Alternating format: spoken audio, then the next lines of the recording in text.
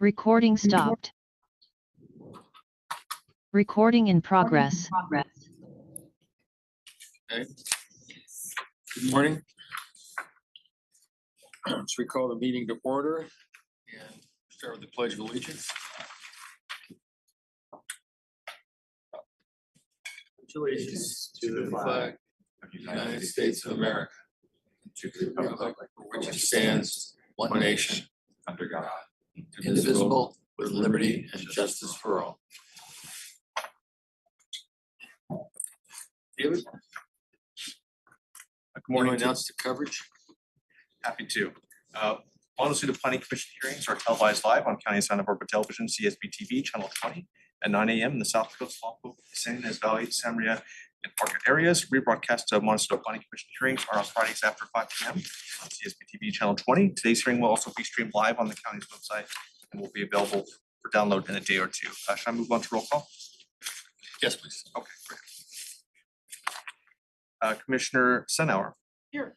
Commissioner Kupiec. Here. Chair Puliche. Here. For the record, Commissioner Miller will be absent today and Commissioner Stahl is we expect her in a few minutes. Okay. So moving along here with the status report. Secretary. Mr. Chair and Commissioners, in regards to the status of the agenda today, we have 3 items on the standard agenda, and staff and the applicants are ready to present on all those items. I can move the projection report, Mr. Chair. Please. Our next scheduled meeting is in November, on November 15th. There's one item scheduled for that day, which is the Montecito Debris Flow Protection Plan, or the debris nets, where they're coming back looking for an extension on their timeframes of those. The next hearing is December 20th. There's 2 items tentatively scheduled for that. The Miramar employee guest dwellings and retail development, and then housing bill implementation project, ordinance amendments related to housing bills. One thing that is not on the projection report that we've talked with the County Planning Commission is looking for a date to host the much anticipated, much awaited holiday luncheon for the planning commissions. So we'll be looking for a date in December for that. So when we get that figured out, we'll advise the commission. That concludes the projection report. Thank you very much. So David, do we have public comment at this moment? Mr. Chair, I have not received any slips to speak. I do not see any attendees online. Thank you. All right, so we have our planning commissioners' informational reports. Any reports on any planning issues or other things? Go ahead. Chair, I have informational. Hammond's Meadow restoration is, I think, being implemented in a staged way as of this date. I think it's the community is aware of it, and it's been, I think, 4 years, 5 years since it came before us for restoration. So it's getting started. There's no true timetable, but I understand the start has begun. That's it for me. And how did that notification come to you? Is that something that's public? I've been following it, it had an SCD, I think many SCDs, and in speaking to Channel Islands Restoration and Botanical Garden, who are the agencies, I believe, who are involved with it. So just following. Community members contact me and who live there and say, and I walk there a lot, so it's informal notification.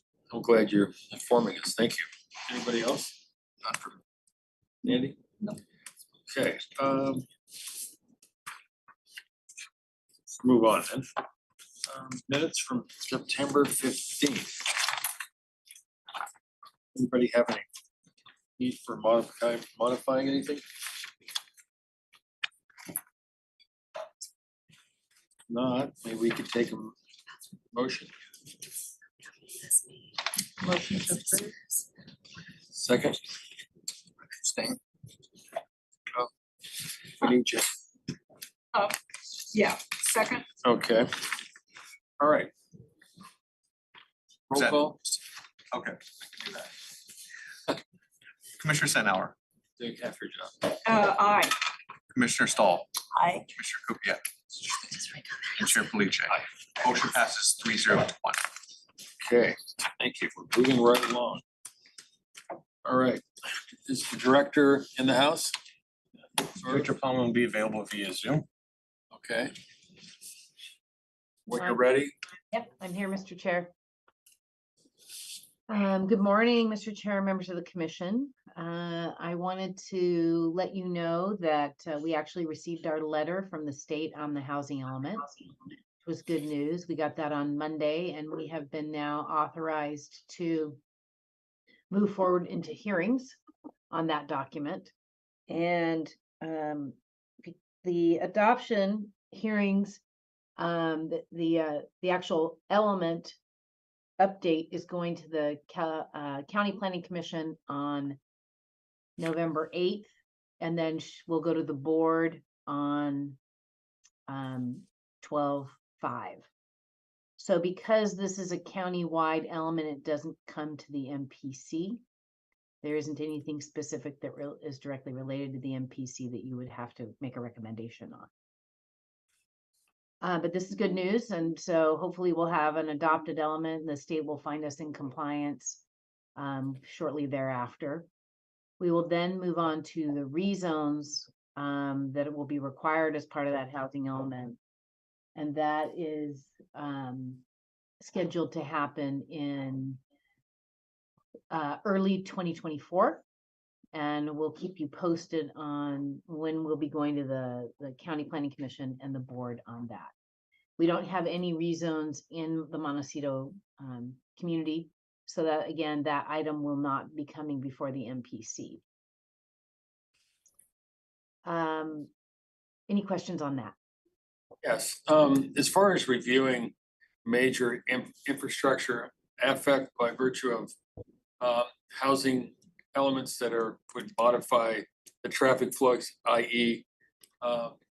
Cathedral Oaks in Glen Annie, there is that proposed 1,400 home exchange of the golf course, the Glen Annie golf course.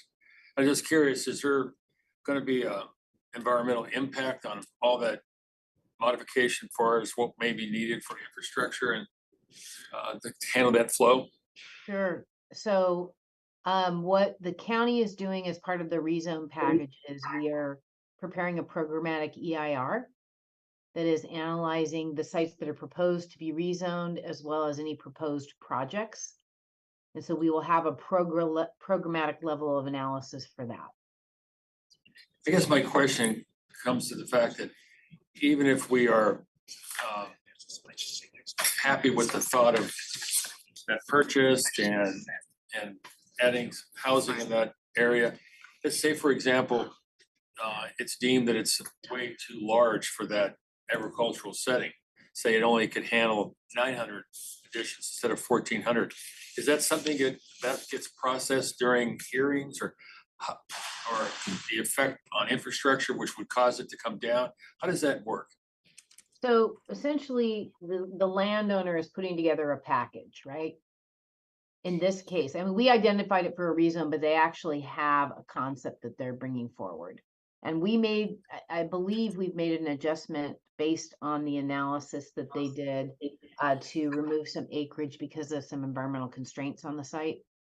But I believe that proposal will come down to around 1,000 units.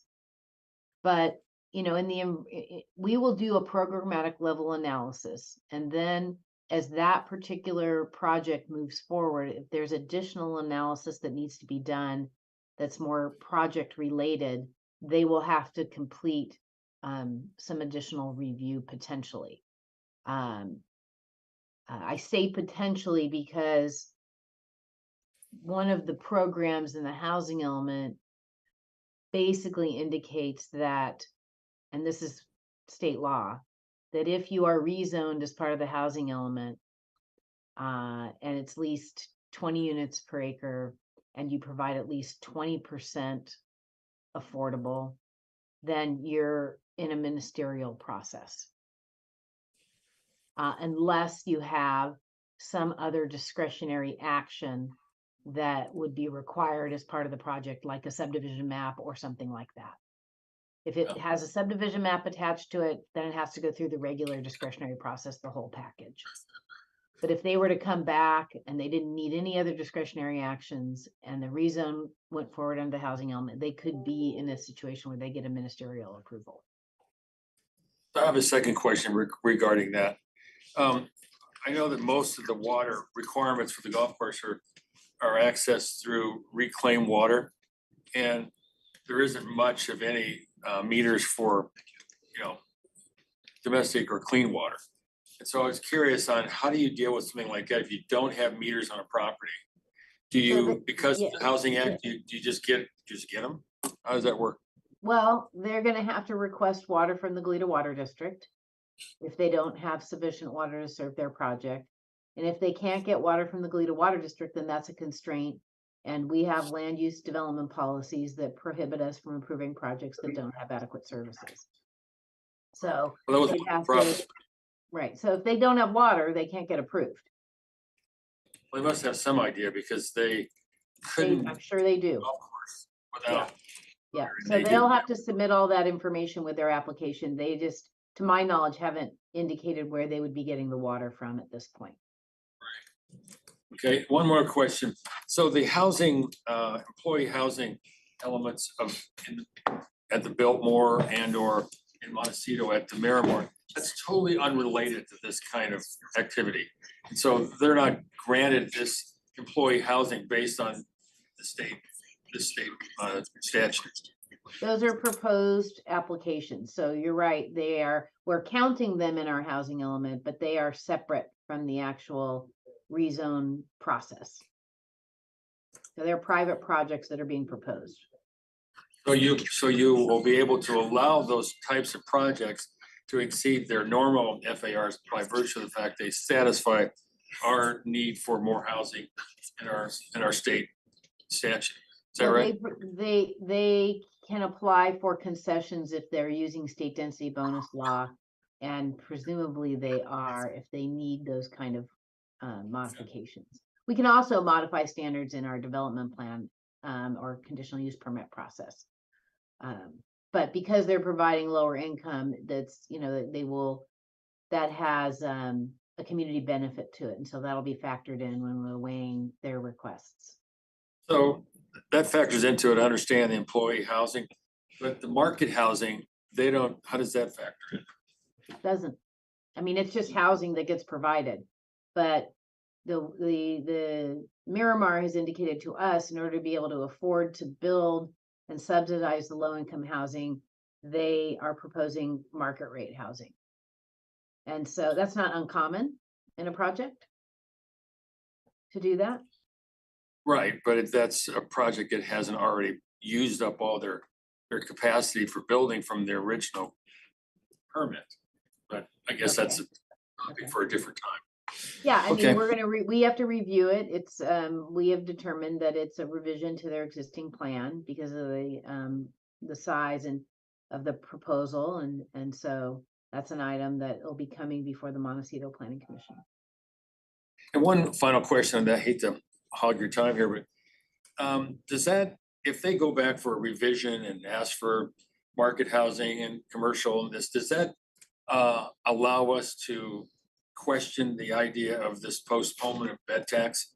Could we ask for something like, okay, if you're gonna ask for all these extras, can we move up our date as far as the enactment of our bed tax, since it's like, 10 years out or something? You know what, I'm not in a position to answer that question. Yeah. Okay. We'd have to look into that. Sure. Okay, thank you. Sure. Okay, other board items. So we went to the board yesterday with an appeal of a garage conversion in Isla Vista. And the board upheld staff and the planning commission's decision to deny that project. And then we also had a meeting, it was an item brought forward by District 4 on housing element assumptions regarding levels of affordability in rezones. And Supervisor Nelson expressed some concern that we had used the same assumption for rezones regarding the volume of lower income units that would be provided on those sites, both for North County and South County. So we had come up with an average number, and he made the case that he believes that the housing market is different in North County, and I don't disagree with that. And so the board has requested that we apply a different methodology or a different allocation, I should say, of lower income affordability from rezone sites in the North County. At this point, we are looking at making the assumption that instead of 50% lower income and on higher density projects and 25% moderate and 25% market, we would be assuming, at least at this point, 60% lower income, 25% moderate, and 15% above moderate or market. We are looking into whether or not those percentages could be increased, and we're working with state HCD on that. So that is something that will affect the rezones in North County, but doesn't have any effect on what's happening in the southern portion of the county. And I also wanted to let you know that during the budget hearings, the Board of Supervisors had requested a position be funded, or at least a part-time position be funded, and allocated some resources to it to serve as an ombudsman during the El Nino storms. And this, they originally did not identify planning and development, but subsequently we have been asked to play that role. And this has to do with damage that we see along creek corridors. So as you know, and you've seen in Montecito from numerous storms and certainly the debris flow and whatnot, when we get a big storm or a series of big storms, there's quite a bit of erosion that can happen along the creeks in our county. So this ombudsman, or ombudsperson, I should say, is going to basically serve as a main point of contact for landowners that are in a situation where they need to do some emergency repairs on their property because of erosion that has occurred. And so this ombudsman basically will help navigate the permit process inside the county and help coordinate with the state agencies and federal agencies that may be involved. So it's really just a person to kind of assist landowners in the process when they're seeking emergency permits, and then there are other follow-on permits they're required to get. And then make sure that the state and the federal agencies know what we're doing, and we have contact people available for the landowners, and just try and smooth the process out for them during a crisis like that. So we have appointed Petra Leva to be the ombudsperson for the El Nino storms. And we're in the process of setting up our team, internal team, and then working with the state and federal agencies. And I'm happy to answer any questions about that. There will be a website that's going to go up on Planning and Development's webpage that will lay out the role of the ombudsman and the contact information. Question. Sure. Is Petra, is she going to be associated with flood control? Is there an agency? So it's a separate total position. She will be in P&D. Flood control will be involved. They'll have a role to play, but planning and development is the lead person in that ombudsman role. But there will be other county departments that get involved. So if there's flooding and someone thinks flooding, they go to flood control, there will be a link to whoever they should contact, That right? the flood control will link them up with Petra. Now, Right. if there's flooding and there's damage to their structure, that's a different process, right? Sure. This has only to do with repairs along creek corridor, this role. So we already have a process. If there's flooding and you have damage to your structures, then you reach out to our building and safety division. And then we let you know whether or not your structure is safe to enter. And then the landowner has to go on and get further information about the integrity of the structure, and what kind of repairs will be needed from a private contractor. But that's part of our normal storm emergency response plan and process. Any other questions? Okay. And then future board items, we will be taking the shopping center and accessory dwelling units ordinance amendments to the board at the end of November on the 28th. And then just as an FYI, we are currently working on the environmental justice element for the county. That is required, that's been required for some years. There was a law passed that mandated once you are amending 2 of your general plan elements or comprehensive plan elements at a single time in a year, then you have to either adopt an environmental justice element, or you have to incorporate environmental justice related policies throughout your general plan or comprehensive plan.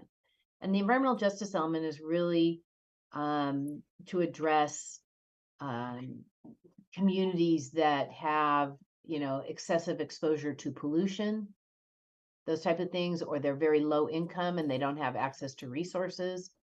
So this element will address how we bring them into the process, how we work with other agencies to provide better services to these communities, how we reduce environmental pollution in those communities.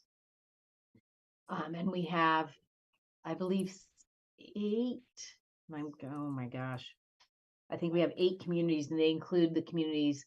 There's Los Alamos is in it, Isla Vista is in it, Gary's in it, Sisquock's in it, Casmelia is in it. So it's those communities that are typically more rural in our area. Isla Vista is kind of with respect to that's an urbanized community. And I'm happy to answer any questions about that.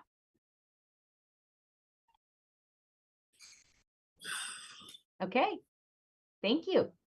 I have some, are you finished with your report? I am. Sorry, I wasn't yeah. sure. about the No, go ahead. question. Okay, so these are general. So there is an appeal going forward for Music Academy. Is that not correct, or it's been docketed yet, or to the Board of Supervisors? I'm going to ask Mr. Seawards where that is in the process, and he's online right now. Thank you. Good morning, everybody. Sorry, I'm not with you. I'm not feeling well, so I didn't want to expose anybody, but I would think we are still identifying dates. I'm going to look at Joe Dargle, who's in there, because I think we'd had a date identified, but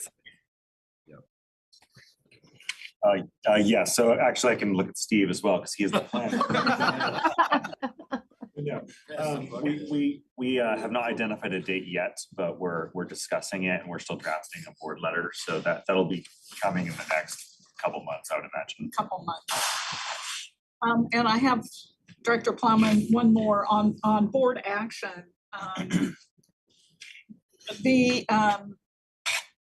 Was it last week or the week before, the North Forks Kuyama? I'm sorry, did I miss that? Sort of, did you touch base on that, their decision?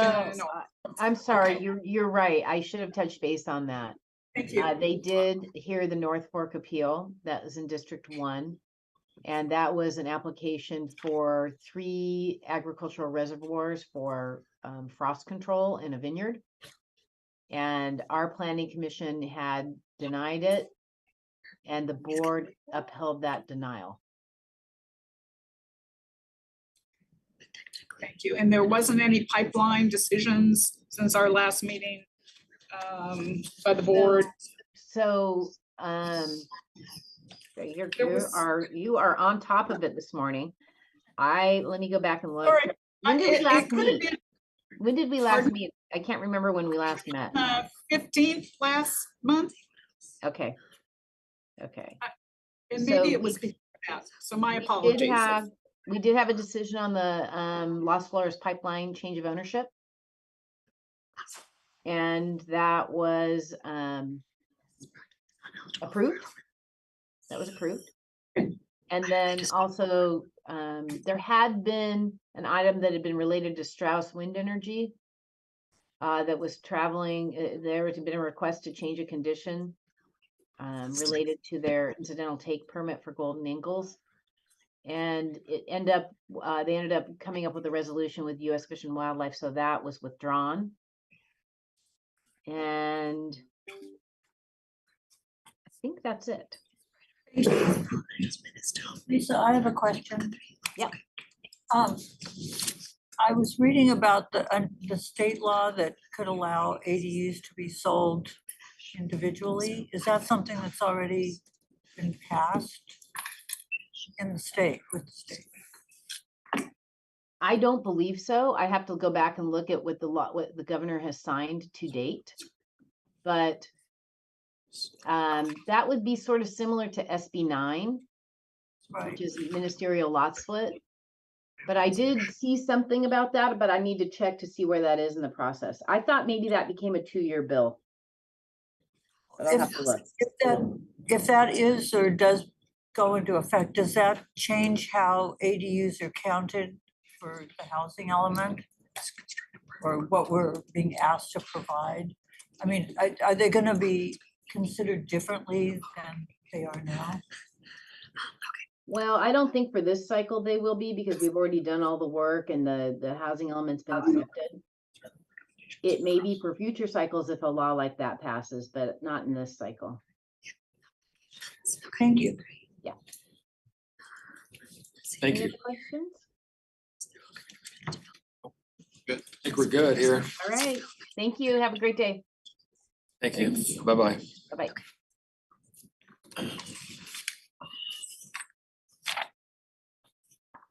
Okay, so we move to the standard agenda. Bill? Yes, happy to. Following the hearing on the request of Scott C. Winston Trust to consider case number 23 LLA 4 and case number 23 CDP 19, and to determine the project is exempt from the provisions of CEQA pursuant to state CEQA guidelines section 15305. Before we get started, do we want to say whether we visited or? I'm catching on after 5-6 years. Yes, I walked by the property. I likewise did too. Anybody else? Okay, so you want to start, please? Sure. Steve? Good morning, Chair and members of the commission. I'm Steve Connor, and I'll be presenting the Scott C. Boyston lot line adjustment project. Next slide, please. Here's a vicinity map to orient you to the project site. As you can see in this aerial image, the properties are located at the southeast corner of the intersection of South Jameson Lane and Humphrey Road. Next slide, please. The project is a request to adjust the lot lines between 2 legal lots. The applicants have requested this lot line adjustment to more closely align with the existing fencing and maintain landscape, and to clarify ownership boundary questions that have arisen in recent real estate transactions. No development is proposed under this lot line adjustment request. Existing parcel 1, shown here in blue, is currently 0.51 acres or approximately 22,400 square feet. And existing parcel 2, shown in green, is currently 0.24 acres or approximately 10,500 square feet in size. Both parcels were created under a lot split plat map in 1958. Parcel 1 is developed with a single family dwelling and accessory structure, and parcel 2 is developed with a multifamily duplex dwelling. Next slide, please. The existing lot line adjustment is highlighted yellow. The proposed adjustment to the lot line is shown in red dashed line.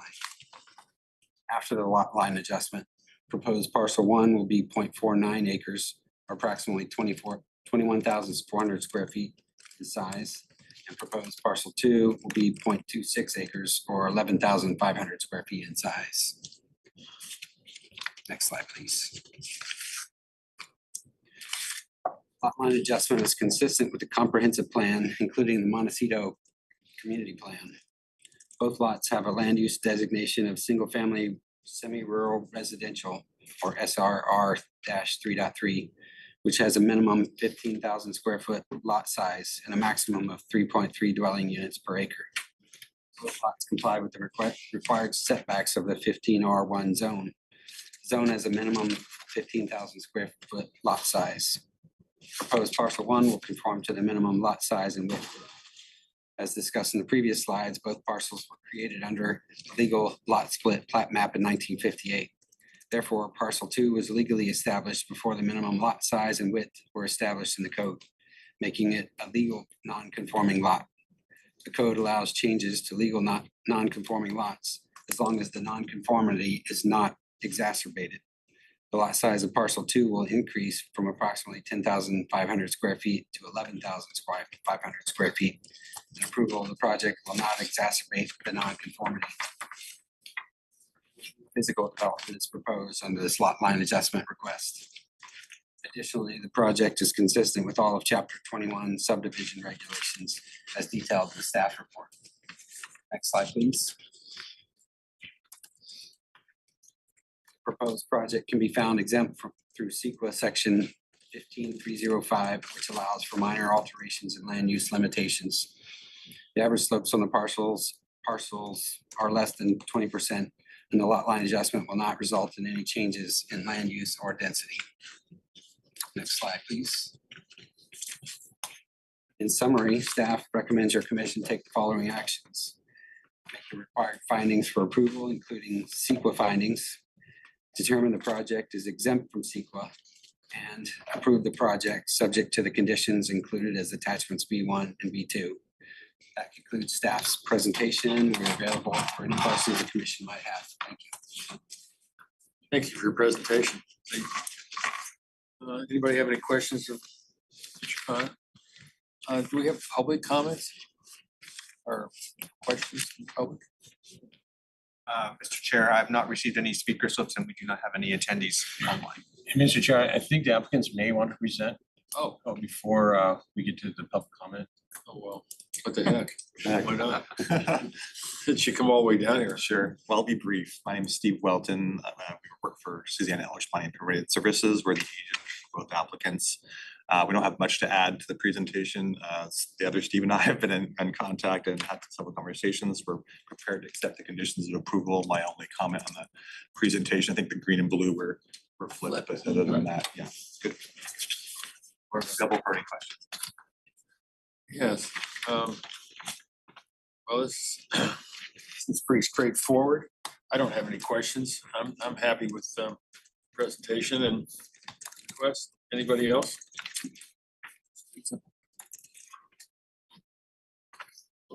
I guess unless there's much more to say, I think we might want to take a vote or have a motion, please. I Anybody? move to approve. Yeah. The recommendation actions. Make the required findings. We have a second? Second. No?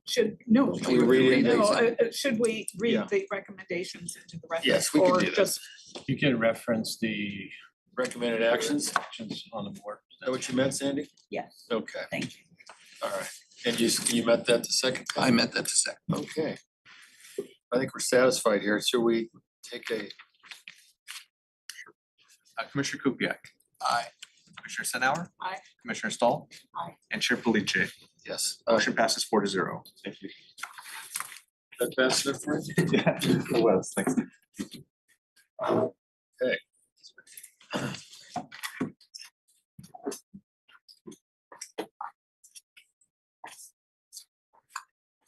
So it's other presenters coming up. Is Ben gonna be here?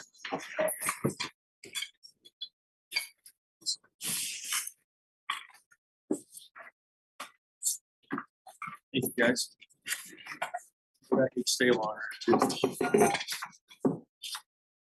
Mr. Chair, can I just read the item into the record? folder? Please. Okay, great. The following is a hearing on the request of Lauren Belvis, property owner, to consider the following, case number 23 LLA 5, and to determine the project is exempt from secret pursuant to secret guidelines section 25305.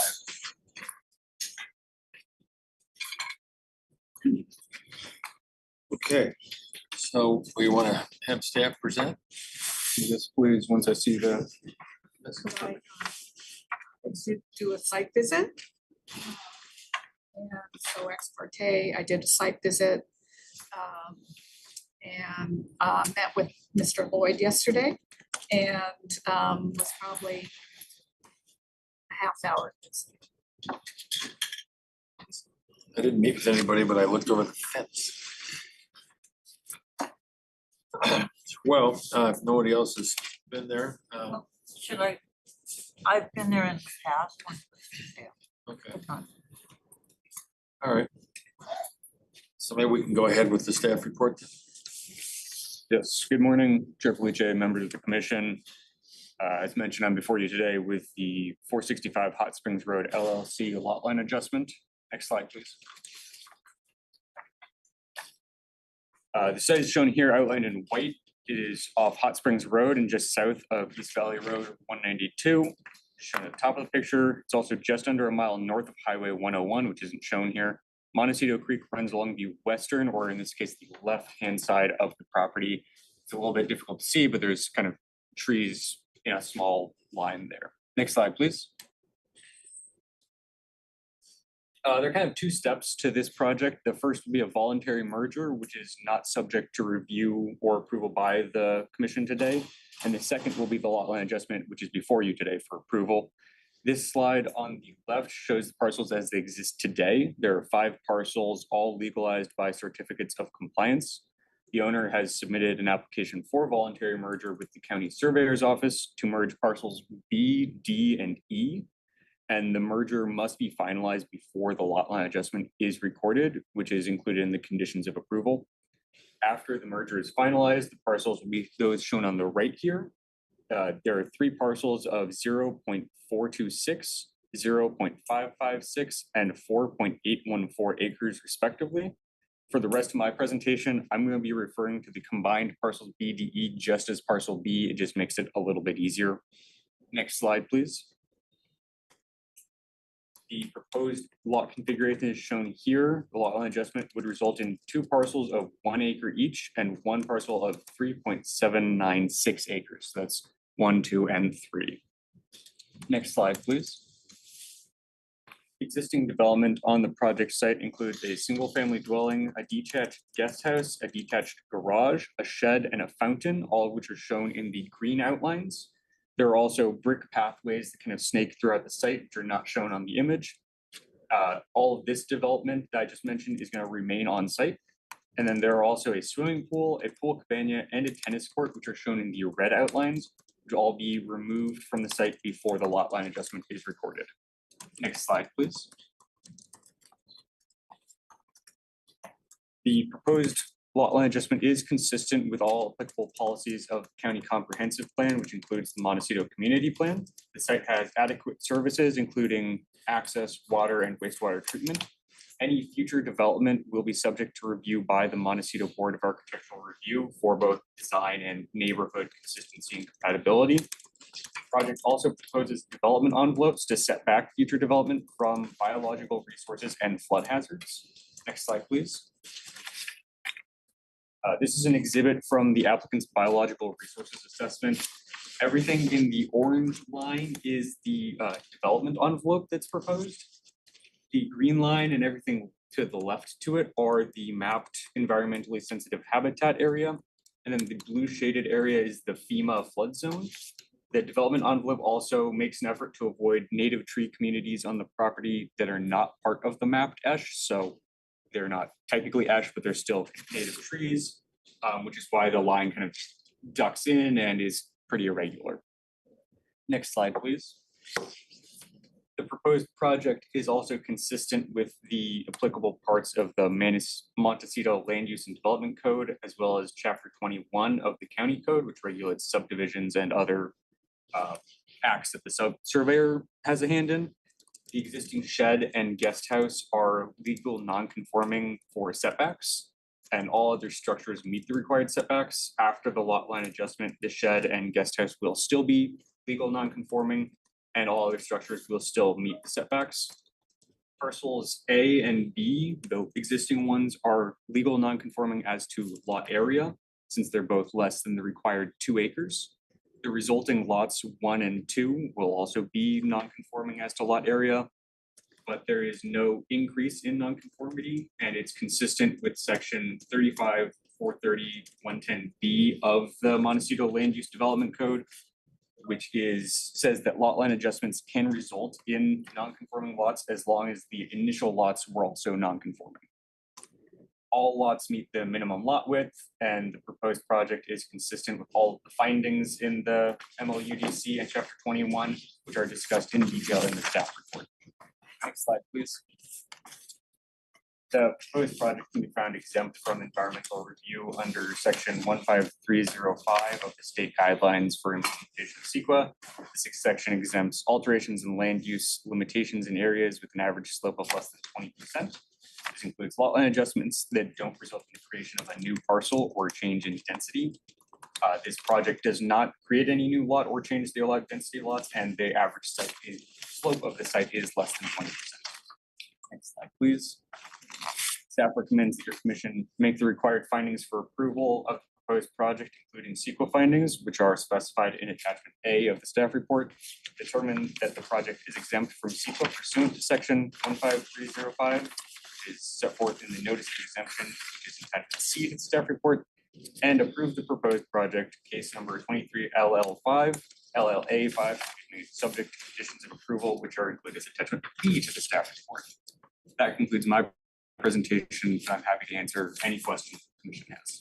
Could you go back to the earlier maps and show me again the combination back to the very beginning?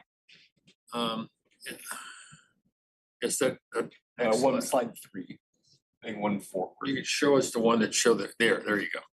Yeah. And then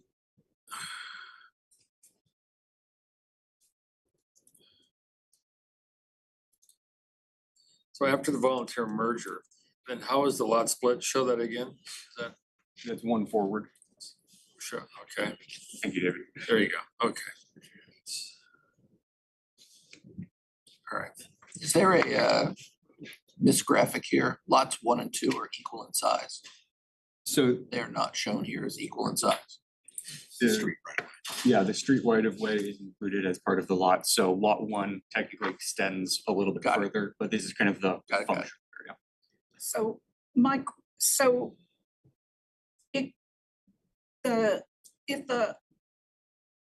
if 1 and 2 were one lot, it would satisfy the 2 acre minimum, is that correct?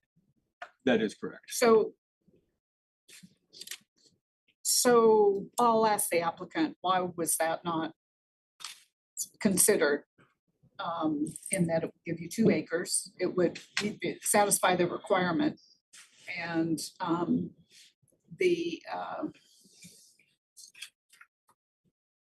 the parcel would be the continuity of then the 2 parcels, 3, and then a combined would in general be, as far as consistency, both with the minimum requirement of 2 and visually.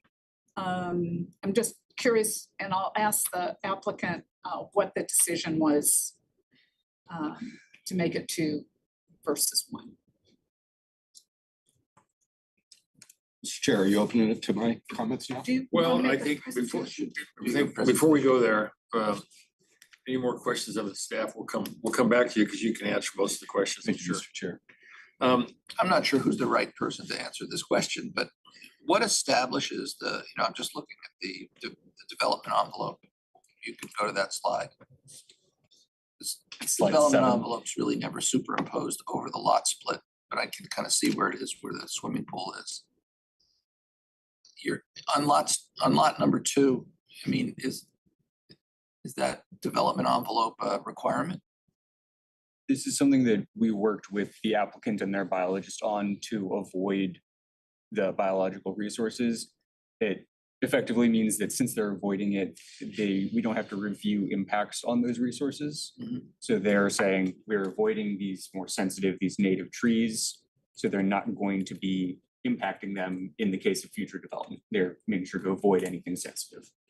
So whether now or get answered, it gets answered later, you know, if that is the kind of agreed upon boundary limit for developing the property, you know, I think it would be worthwhile to see what, you know, like what is the setbacks on that inner property? Like from the pool to the lot line. I know the pool's going away, but what is that distance? How far would you have to set back any new development from that property line? From the property lines, Sure.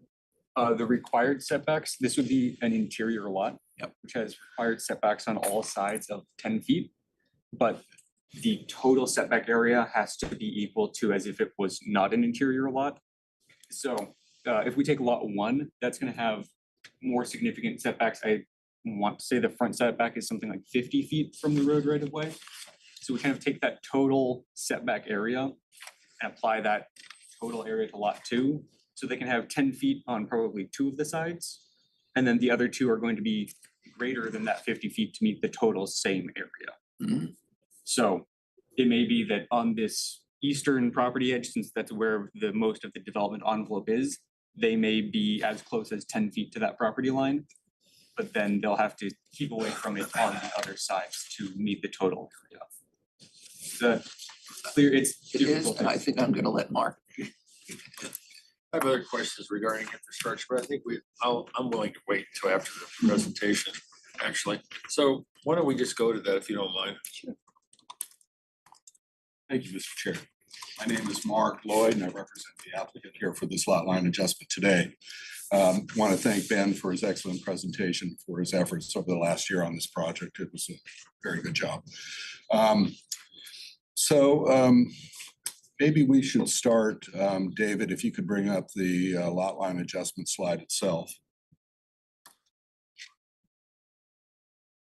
I believe it's attachment D. From the staff report. Yes.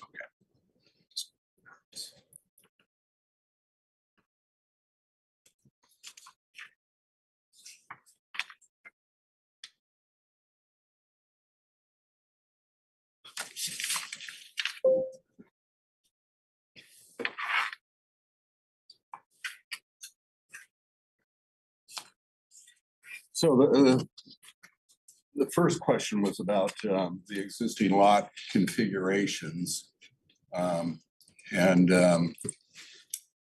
This isn't the best exhibit for that, but so I'll jump to the development envelope configurations. So this property has the main house that was built on the property. This is the old Carpolis property. And so the main house was built in 1908, I believe, and the same with the guest house. When they built that house, it is very apparent that they planted a lot of trees on the property. The south driveway is lined in sycamore trees. There's a significant amount of planted sycamores that are in the backyard area of the main estate.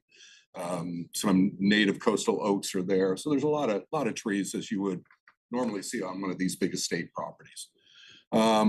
And also through the rest of the property, it's peppered with oak trees.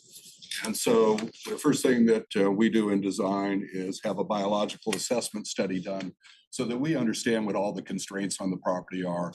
And basically by the methodology of avoidance of those resources, we come up with what the development areas are. So we took the Montecito community plan policies and the LUDC policies and applied those. And so basically we've increased the riparian buffer to beyond the required 50-foot minimum. So in the backyard, all the way up to the building, basically went a couple feet off the building, we established the building envelope. And then on the very north end of that area, there's an open area there at which we included in the development envelope, which will be used for future accessory structures. And so that same sort of design constraint recognition was applied to the rest of the property. And so you see the development envelopes there.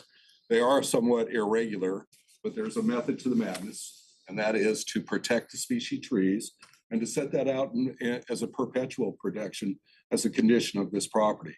So basically what we're attempting to do in this lot line adjustment is to set the final disposition of development for this land. And so through the conditions of approval, through the maps that we'll record, which will record these development envelopes, that is the extent of development that will be over this property perpetually. So that's sort of where the configurations of the development envelopes come from. They're irregular in nature, and that's to reflect the organic nature of the tree canopies and whatnot. So that's what it is. As Ben said, we have setbacks that are along the property lines. The first lot in has the 50-foot setback from center line, and then a 25-foot rear yard setback and 10-foot side yard setbacks. There are driveways, existing driveways on the south side and the north side. And the proposal is that the lot 3, what I call the estate lot, will have the south driveway access. And we have set that easement at about 32 feet wide, I believe. And that is to accommodate planting, a planter strip that exists along the common property line with the properties to the south, to accommodate the driveway and to accommodate fire department turnouts. And so that's going to give a buffer to the property to the south. But then you can see you have significant tree canopy, which is creating an additional buffer for the properties to the south. And then on the north side, we also have a 20-foot setback for the driveways that exist that will serve lots 1 and 2. And again, there's an existing planter strip between this property and the properties to the north. It has some mature trees in it. We have the existing driveway. And so that constitutes some buffers on that side. So that's how the setbacks are working on this particular property. As you can see for lot 1, the development envelope provides a substantial development area on the property. And I'm sure that a creative designer will come up with a very attractive south-facing house on that property. And of course, south is down the page. The second lot in, you can see the pool and cabana. And I would envision that the main house would happen there. You would come in the north driveway, you would make a left-hand 90-degree turn into a back carport and garage, very classic kind of design. And then you would have the orientation of the house again to the sun or south side. And then as you go back on the south property, obviously you get into the estate lot. There is a substantial home there. And then it has accessory areas with the guest house and garages around it. And so I think this configuration respects the environmental constraints on the property and also keeps the integrity of the so-called estate parcel. David, can you go to the exhibit that I provided to you? And that was the neighboring exhibit. I believe that that the commission has that exhibit also. I think it's really illustrative as to some of the other considerations and the configurations of this project.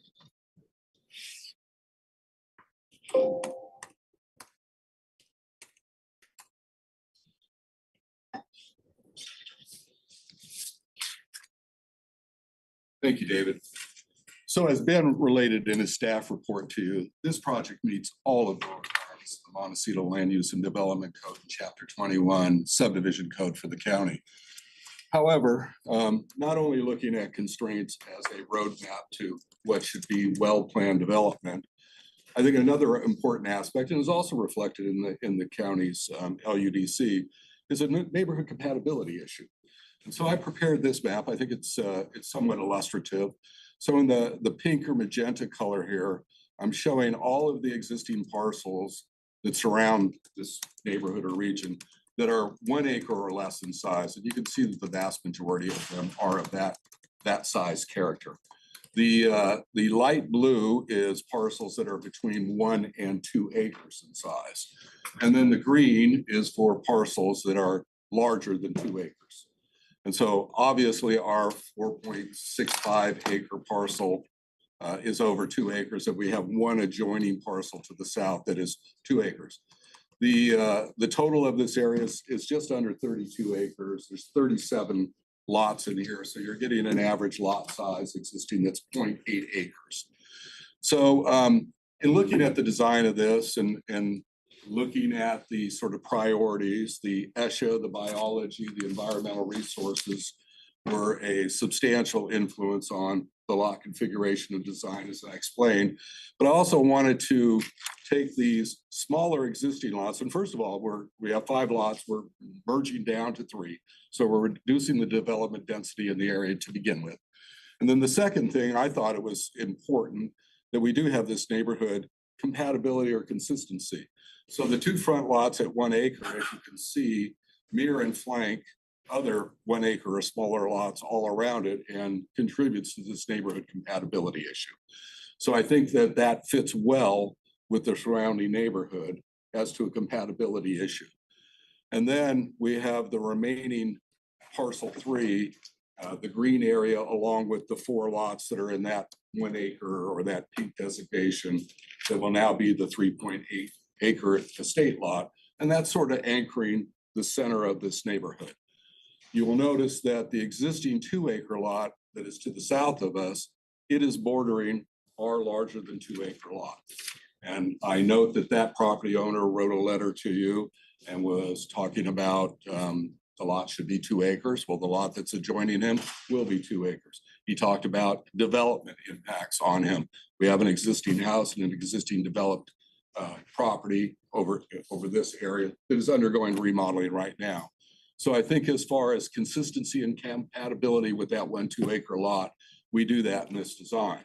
For the other 2 front lots that are 1 acre, you can see that they are generally flanked, except in one condition, by other existing lots that are 1 acre or smaller.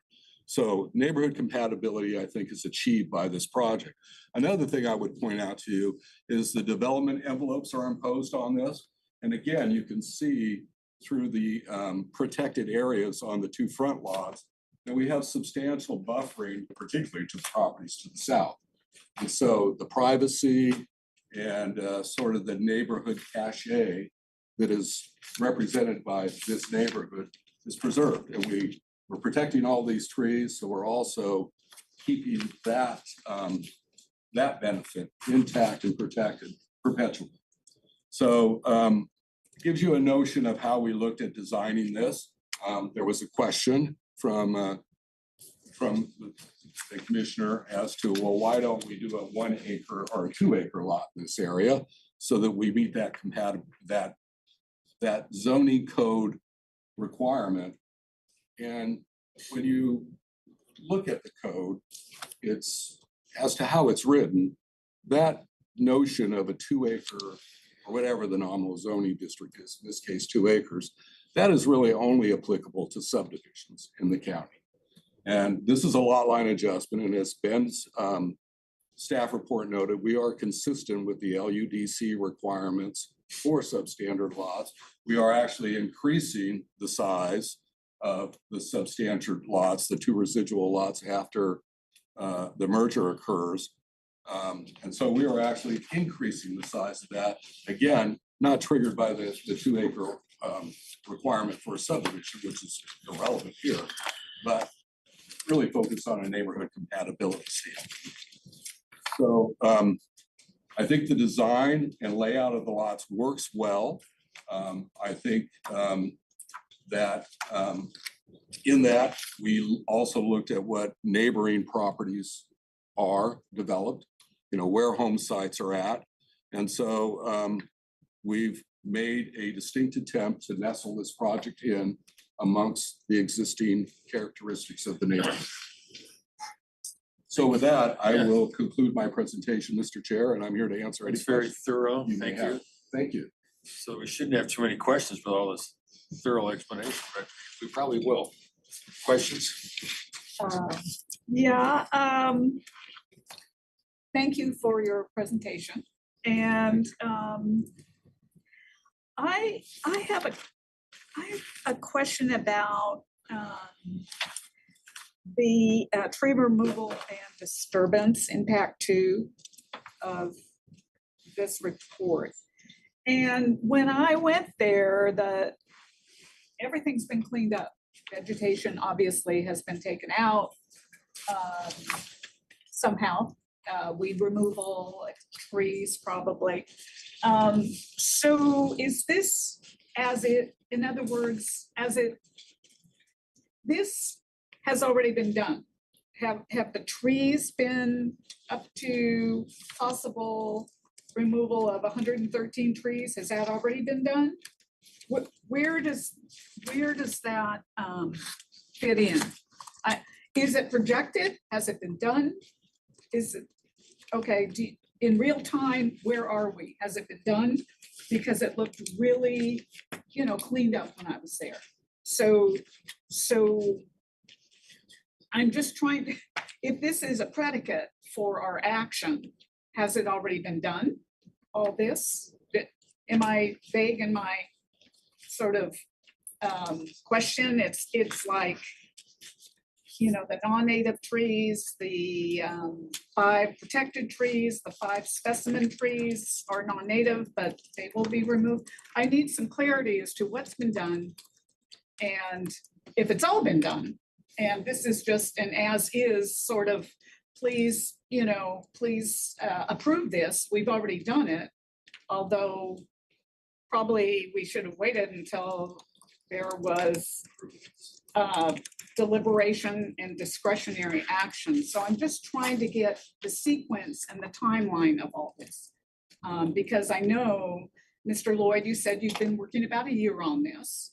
And I don't know if the applicant did this all ahead of time and then comes to us and says, so I won't go on, but I'd like a timeline and a sequence of if all this has been done. Mr. Chair, is that question directed at me? Yes. Yes. Mr. Chair and Madam Commissioner, I'm not sure where you're coming up with 113 tree removal.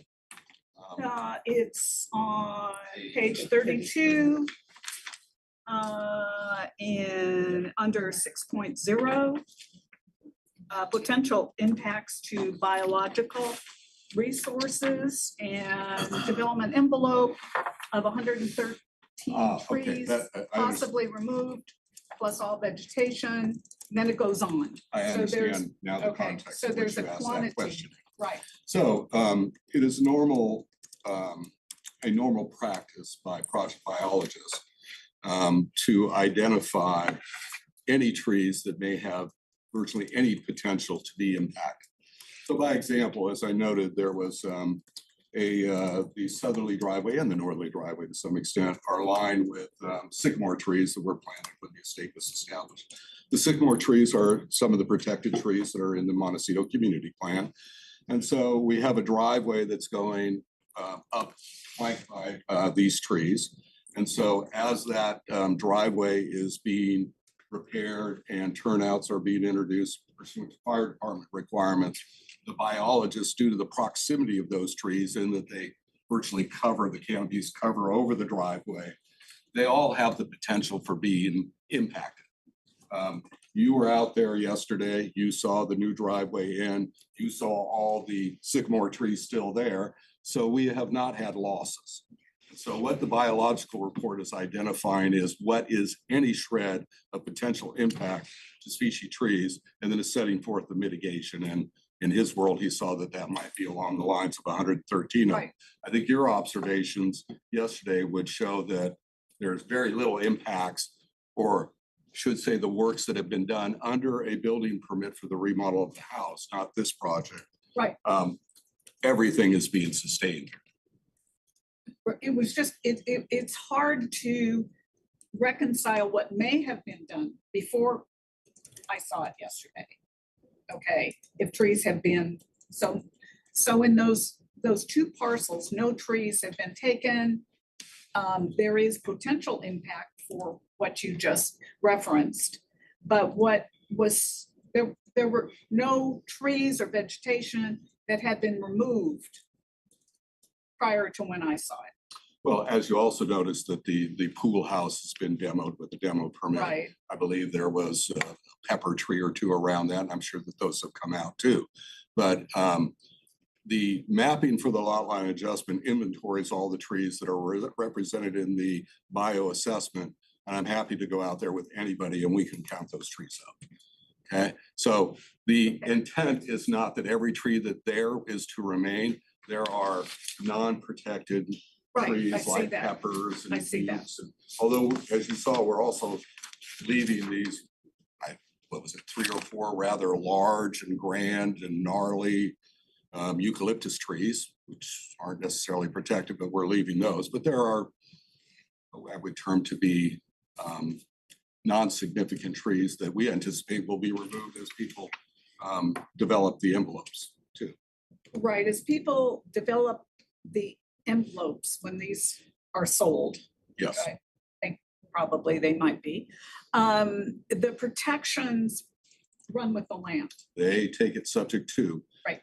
If this project is approved and the conditions of approval are enacted and the documents that complete the lot line adjustment or record, we will have this protection over the property. If it does not happen, we will not. But it will be left to substantial policies that the county have. I don't mean to imply that everything would be cut down, obviously not. I have a question, I don't know if it's staff or you, Mr. Lloyd, regarding CEQA and exemption. There is no result in increased density or land use. Is that correct with the addition of 2? With the reconfiguration, excuse me, that's the proper term. And if you could, either staff or Mr. Lloyd, go into how I'm seeing this may be sort of equivocal here, as far as increase an exemption, because it does not increase land use or density. To me, it seems like it does. So if you could kind of guide me through the exemption. I know CEQA is very detailed and complicated. And if you could educate me on that and inform me, that'd be helpful. Thank you. As Commissioner Center through the chair, I'm happy to take this. You're correct, this exemption allows some changes to land use as long as it doesn't create new parcels or increase density. Generally, I'm looking at this as after the voluntary merger, makes it a little bit cleaner and makes it a little bit more one-to-one. So assuming the voluntary merger has recorded, we have those parcels, the A, B, and C. At that point, all 3 of those would be developable parcels. You know, some of them may have difficulties that need to be worked around in terms of policy and flood resources and things like that. But from our standpoint, they are developable parcels. Someone Okay. could build a home. on them. Okay, so you could not, on those 3 lots, you could not preclude reasonable development. Correct. Okay, and that could be something very modest. A home that, avoids resources to the extent possible and is not Okay, unsafe to live so, in due to flood so resources. that is your predicate comparison. Okay, Correct. okay, thank you. Mr. Chair, is what we call a head in a bed in the shed. Thank you. Okay, for now, thank you. Sandy? Along the lines of what Donna asked earlier, the opportunity to just have created a 2-acre parcel there seems like I'd like to know, other than for development potential, when you talk about neighborhood compatibility, it just seems like one of the features of Montecito is the great estates that have been there for a very long time. And the little lots that were around them were created in many instances to help with like staff housing and other necessary needs in the past. But it changes the nature of Montecito if people who have the larger estates and because of underlying parcels are able to create new development opportunities, it just seems like it's having an impact on just the character of Montecito as a whole. So I'm just wondering, like, how we deal with something that chops that up even for something. Mr. Chair, Madam Commissioner, again, there are 5 lots within the holdings now. And so the first step of this process is to reduce that down to 3. So again, we have a density reduction. And then That's not our question. But yeah, and the 3 that leading to that. the other ones weren't really developable. And, you know, the way the ones that are becoming 1, 2, you know, those lots are easily developed as compared Yes. to what would have been possible on the ones that are being joined together. So. Yeah, so the existing lots have development potential on them. Obviously, there would be smaller homes on those smaller lot size pursuant to the Montecito guidelines for floor area.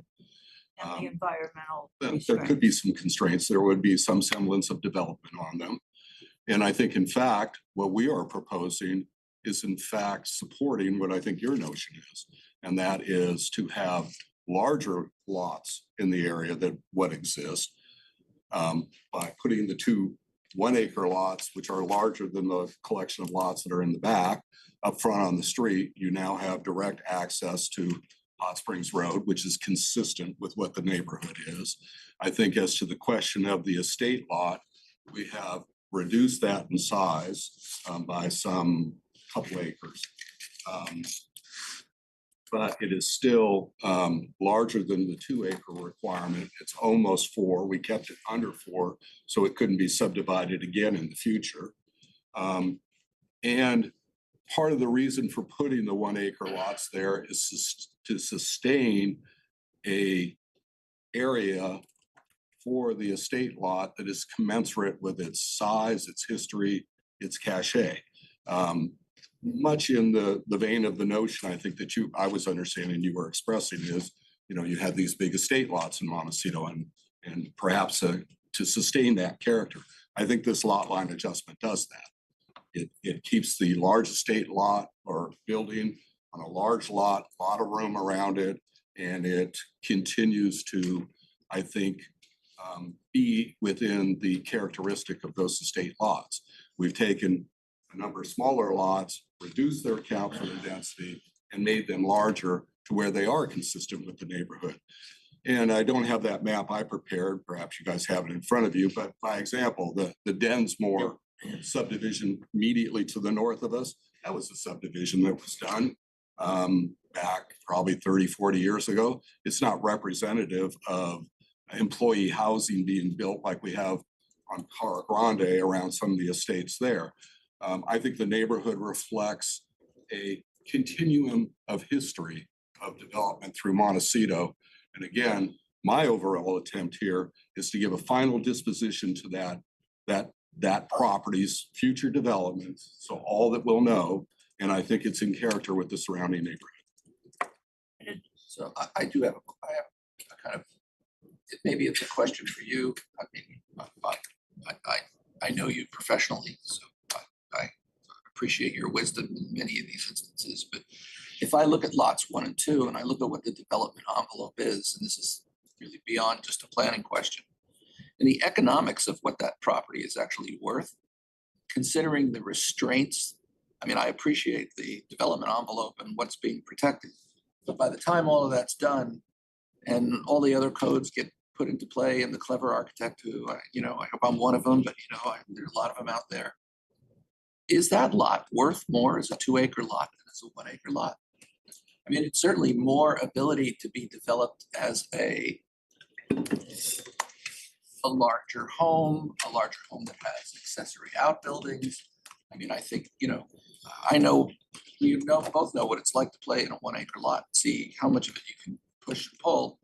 When it's a 1-acre lot and there's that much of a development envelope that we're giving away, I just question the actual value for the owner. I wonder whether the 2-acre lot is actually more valuable than 2 1-acre lots. Mr. Chair, so the owner and applicant has gone through that analysis and have come up with their decision. As you well know, we deal with a lot of competing policies and balancing of issues. The development envelopes that are on the 2 1-acre lots, I believe, are whatever the number is, they're 6-7 tenths of an acre. So they're 25,000 square feet of development envelope. And of course, that includes what would be proposed structure and yard area. And as you allude to, they can take some artistic and creative skills to make that all work. Lot 1 looks pretty easy, but lot 2, by the time you put setback issues over it, is a tough lot. It's really a tough lot to develop. Yeah, it has the 10-foot on the flanking sides along with the driveways. And It's gonna affect the value of that lot. And for the Montecito guidelines, the maximum square footage, I believe, is somewhere around a little over 4,000 square feet for a 1-acre lot. So yes, there are challenges there in that development, and there was a consideration as to, do we do 1 2-acre lot? Do we do 2 2-acre lots? And then, the back lot and make that smaller. And so the decision was to do the 2 1-acre lots. We believe that the constraints of the biology and the size of those lots will probably render a more modest development than what you would see on just a blank 1-acre lot that you could build on 8/10 of an acre of. Either that or you're gonna be coming back to us with a lot merger Well, later on. that has been shared with you as a totally administrative process, and they might do that, and I suppose some people would be happy with that. But in answer to your question, we've looked at that, and there's a decision been made to go with the 2 1-acre. Okay, thanks. Question? Yeah, I think it's really incumbent upon us, even though there's existing laws to allow, what's being proposed. But I think what hasn't been put into the mix is all these state laws that supersede us, that like all of a sudden you've got this 1-acre lot and maybe it's constrained by different things. They don't have to care about the setbacks and things like that as much. And then if you can't do something just flat, then in order to accommodate an ADU and some of the other things that the state is now either put into place or is planning to, so then they go up. And so all of a sudden you're driving along a driveway that's very stately and impressive, and you're driving by something that could have all sorts of different configurations of structures in the future. So even though it's not written or part of the community plan, I think we have to be mindful of the fact that at this point in time, you could be driving by something that looks very much more impactful than just a single family home. Question, the existing home that's under construction now, that's being remodeled, that's the present owner's house? Is that true? Is that who owns all the property? Yes, when the applicant owns it. Yes, okay, and they plan on living there in the big home, and For now, I understand that to be planned. He's a developer. I have a question. well, I'm not quite. Could done yet, you, oh, you're not, oh, sorry. Go Um, ahead, Chair, please.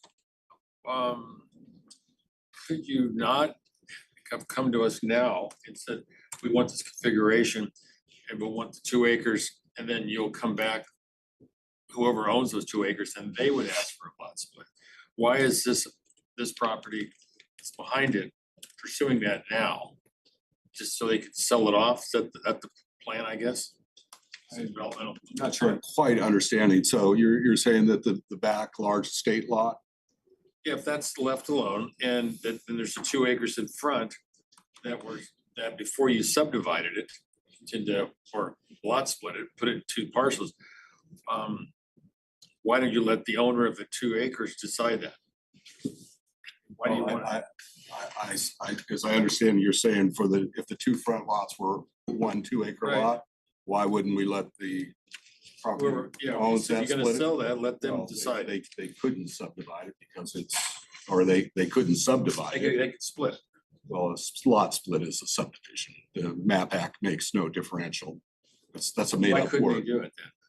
because it's the 2 acre minimum for subdivisions. Well, you're saying the same thing here. What makes the difference whether you do it now or do it later? Because we're doing it under a lot line adjustment I process don't that think that makes any difference. it has a whole different set of requirements and standards and regulations on it. Well, all right, we disagree on that, but you were gonna say something. Yeah, could you, please, David, pull up the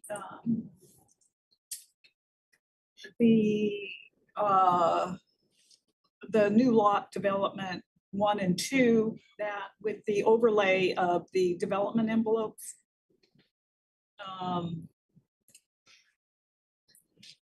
Just maybe it was the second slide, the third slide. PowerPoint presentation. Yes, thank you. I could show you.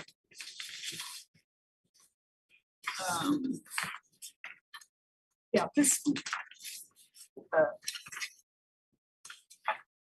development envelopes, right, okay. I guess it's slide 7. So thank you. So what's in, and this is certainly a owner decision about what to do, how to proceed. 2 acre vis-a-vis 2-1. So the development envelope in 1 and 2, envelopes in 1 and 2, where on this slide does it show you the parcel that where the 2 parcels are? Okay, it all looks like one right now, right? The development envelopes all kind of are just contiguous. Where's the separation on this one? Lacking a pointer, Mr. Chair, can I approach the screen? Yes, please. This gives you the totality of the 2 acres, well, and more. So here's the line, the 2 1 acre parcels. And then here is the line of the second 2 acre parcels. okay, So this line These are 1 here, acre parcels, huh? right, 1 acre. right, but okay, one here. gotcha. So thank you. So what we're looking at really is development envelopes. If it was 2 acre. If the western large house boundary where you indicated, right? So really what we're looking at is if it was a 2 acre parcel, this would be the development envelope? well, if both of those were combined into a Right. 2 acre parcel, the envelope would not change because it is driven by other Right. factors. Okay, Biological is the Okay. prominent one. right, understood.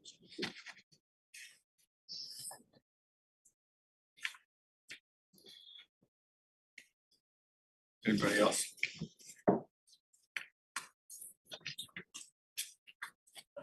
So how long has this house been under construction, the big house?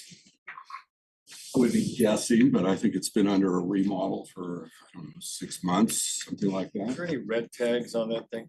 I believe that I saw a red tag out there on some of the works. And those have been remedied. Is that not regard, so it was just regarding the house construction, not anything to do with landscape or tree removal or anything? I'm not sure what the scope of the red tag was. I wasn't involved in that. It is, the permit process has gotten to be quite lengthy in the county. Yeah, well, you have to make an effort to get a red tag, but anyway, when do we have public comments? Is that, we ready for that? Okay, thank you very much. Thank you. Public comments, David? I haven't received any slips, but I did see someone come in. Sir, were you here for this item? There's someone back here that's, Should I address the red tag comment or no? if you want to, you can come up and say If you something. have comments about this project, now's the time. Okay, thanks. I just wanted to clarify that. You could just identify yourself for the record. Yes, my name is Zoran Belbus. I'm actually a property owner. So the red tag that I did get had to do with construction. It had nothing to do with tree removal. I know you were talking about 113 trees, possible, nothing on those 2 lots have been removed except for palm trees, 2 pepper trees, and agaves. That's all that got removed. Because I moved them to my property. And then you had mentioned something about, the constraints on lot number 2. So it's actually 2 friends that are going to be buying those lots. And we're all going to hopefully be living in the same area. I'll be living in the main house and the Dangerous path to follow. No, they're really good friends. So they've already figured out how they could build on those constraints that satisfy them. Mhm. So I just want to say Okay. But the red tag, which is something regarding one of the contractors. it was actually starting the demo process before we actually got the permit. Okay, And then we got all. you're the first person who's ever done that. All right, thank you. Sorry, thank you. Sorry. Anybody else, David? If there's anyone else, come on up. Not seeing anybody. Okay. Chair and Commissioners, I Yes. think the staff would like to, Oh, yes, just a couple more comments from some of the questions that were asked. okay. To clarify, you can kind of make comments about how much development area they have. As far as the code goes, it's not increasing allowable density. The properties, the subsequent lots are larger than their starting lots. There's one of just over half an acre, one of just under half an acre. They're both becoming 1 full acre. And the other question that Chair, you had asked or kind of discussed of subdivision versus a lot line adjustment, they are covered by different sections of Chapter 21. Lot line adjustments do both in Chapter 21 and the MLUDC allow, if you've got lots that are less than the required zoning size to begin with, you're allowed to end up with lots that are less than that size afterward, as long as certain findings are met, which are discussed in the findings of the staff report. But it allows small lots to continue to be small after all. That's what I thought. Thank you.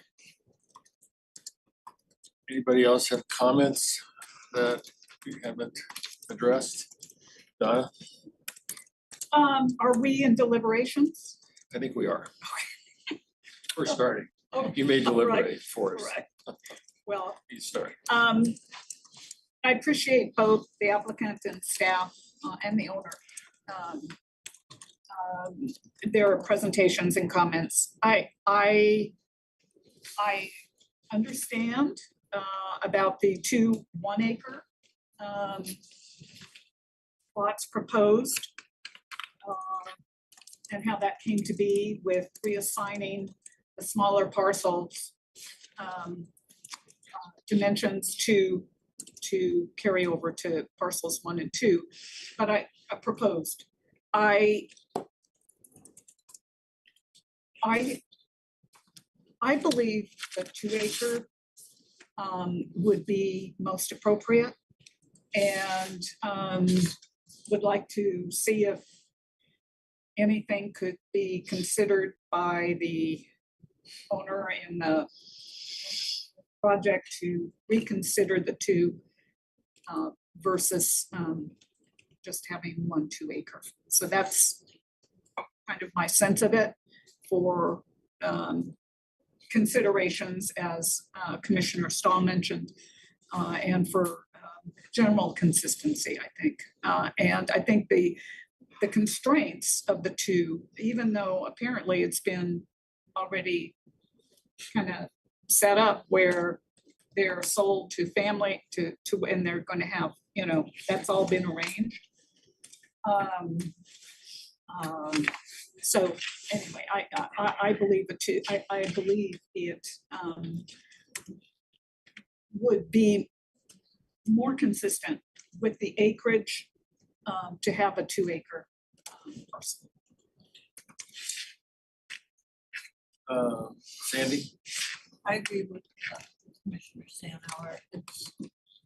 It's not just being compatible with lots around it. I think it also has to be compatible just with the character of Montecito. And I just hate the idea of things being chopped up and like I said, just the opportunity that in the future, it could have other structures added one way or another. Yes. Okay, Bob? I have no doubt that, the splitting of the lots supports, I'll just, I don't have a problem with the 2 1 acre lots.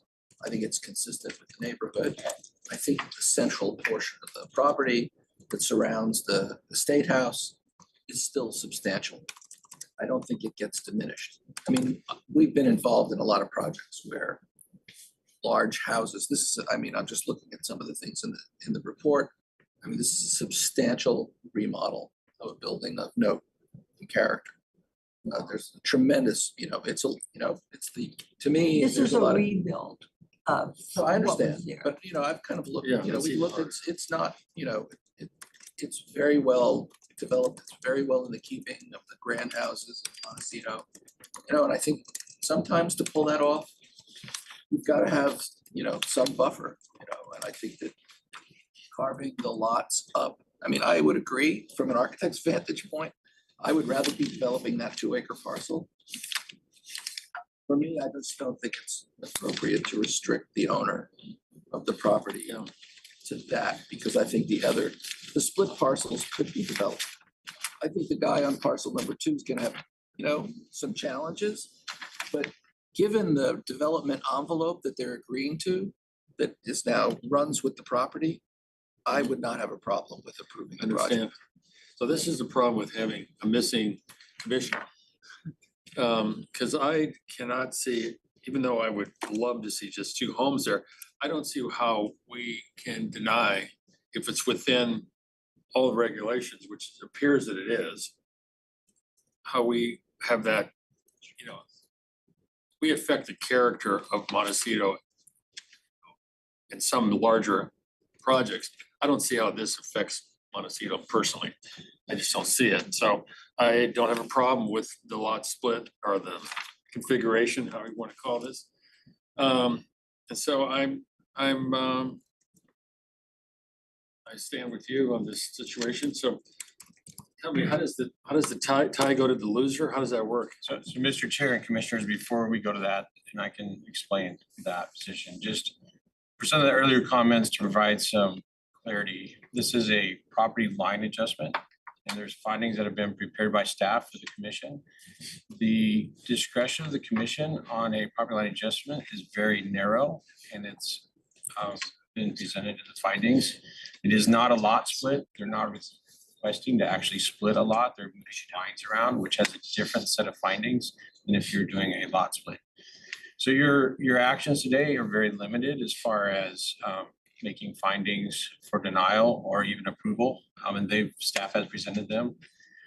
What is before you is what the applicant has presented. They're not presenting an alternative configuration, and so there isn't a finding for neighborhood compatibility on lot line adjustments. So I'd recommend the commission looking at those findings again when they look at whatever motion they want to make on this.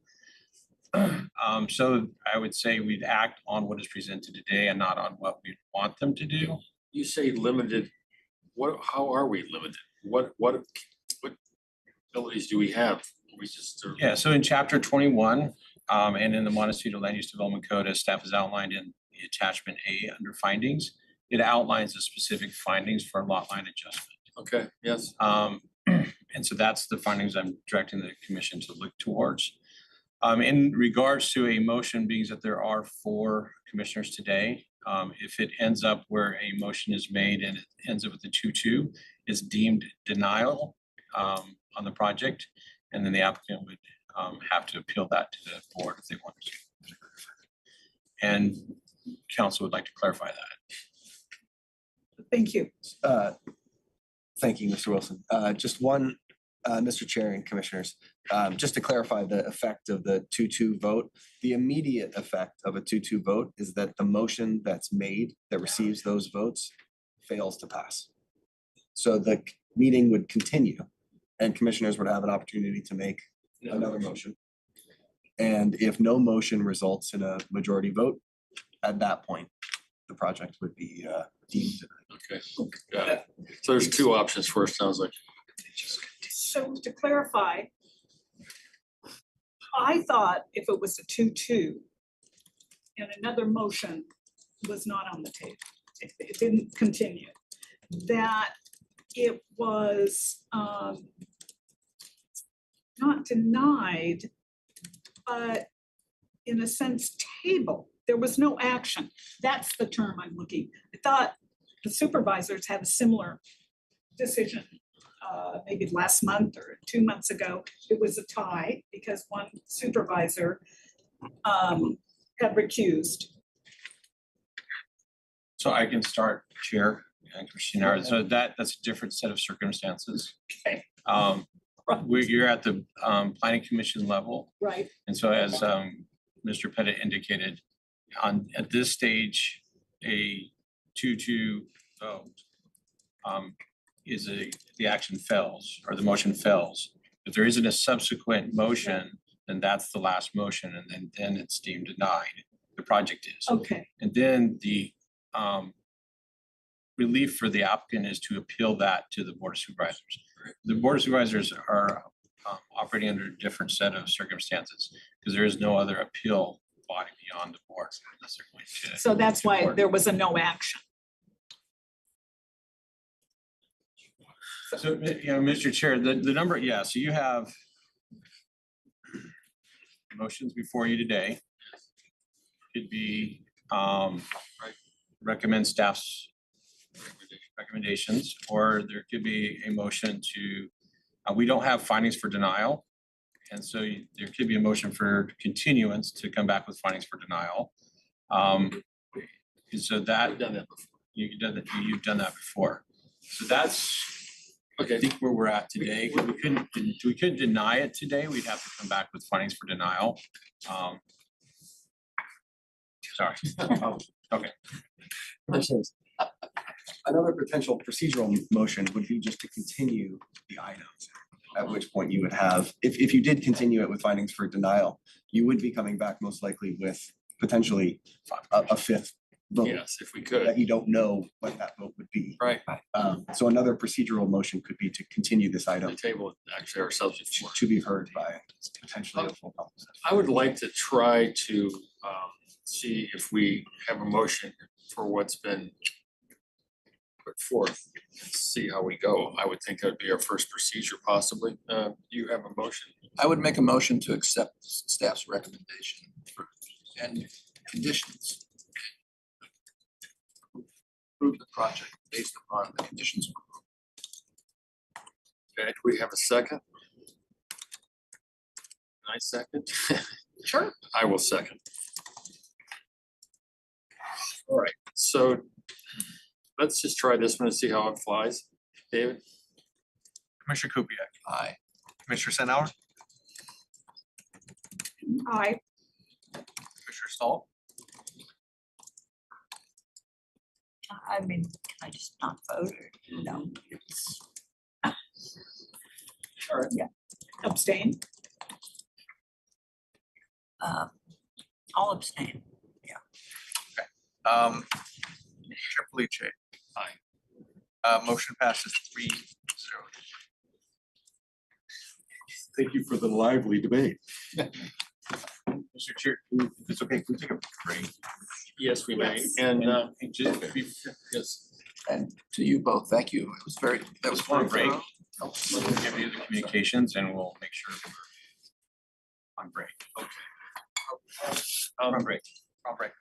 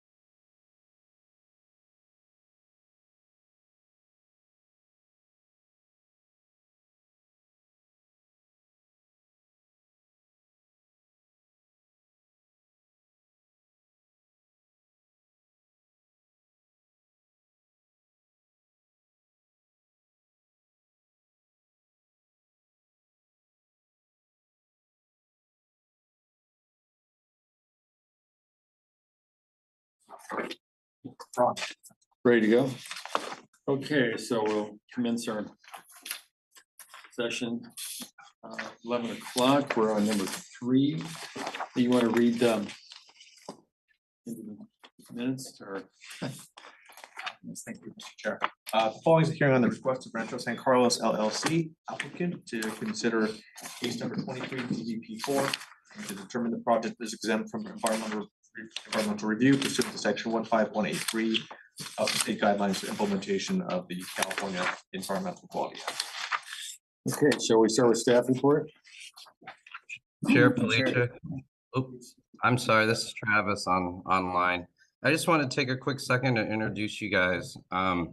This is Shannon Reese and Soren Kringle. This is the first time they have an item before you, so just wanted to do a brief introduction. Go easy. Thank you. Mr. Chair, ex parte. Yes, okay. Ex parte? Ex parte, yes, I have done a couple site visits, one with MBAR about in May, and yesterday.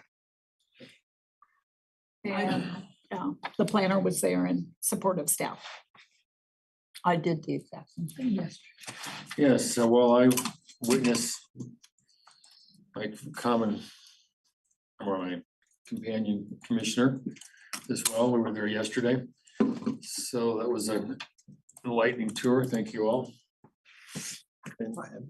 Okay, so that's ex parte. All right, well, thanks for the introduction, Travis, and good to be with commissioners this morning. My name is Soren Kringle. I'm the planner for the proposed Rancho San Carlos Development Plan project. The project site is an approximately 5-acre interior lot that is zoned 5E1 and is located at 2500 East Valley Road in the Montecito Community Plan area. The parcel where the majority of the project will take place can be seen shaded in red here. I had to click red point at it, but it's the red parcel there in the middle. The original 237-acre property is shown outlined in red and was purchased in 1927 by Charles and Ann Jackson. The existing residence was designed by Reginald Johnson, and the surrounding landscape and hardscape was designed by Florence Yoke in the early 1930s. Due to its age and its potential for historical significance, this project has been analyzed and is under the direction of a phase 1 and 2 historic report, which concluded that the project would not create a significant impact to the historical significance of the property. The more than 200-acre property was divided into 30 separate legal lots in 2003 under a different ownership.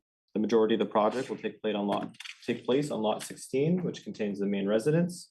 And additional work will take place on lot 11 for the construction of a new driveway, and on lot 18, which is adjacent to Romero Creek. It's pretty small up there, but it's in the northwest corner. And that will be the location for the new mitigation oaks and sycamores. The project involves the validation of the existing legal non-conforming single-family residence that is approximately 30,000 square feet. It is legal non-conforming because it was constructed in 1930 prior to the requirements for a permit. The only work proposed by this permit on the existing residence is a replacement and modification of select doors and windows. No square footage is proposed to be added or subtracted to the existing residence. The existing detached garage shown here will have its number of doors reduced from 5 to 3, with 2 doors widened in order to accommodate the widths of modern day cars. Additionally, 2 non-historic accessory structures that were formerly a dog kennel and a storage shed are proposed for removal.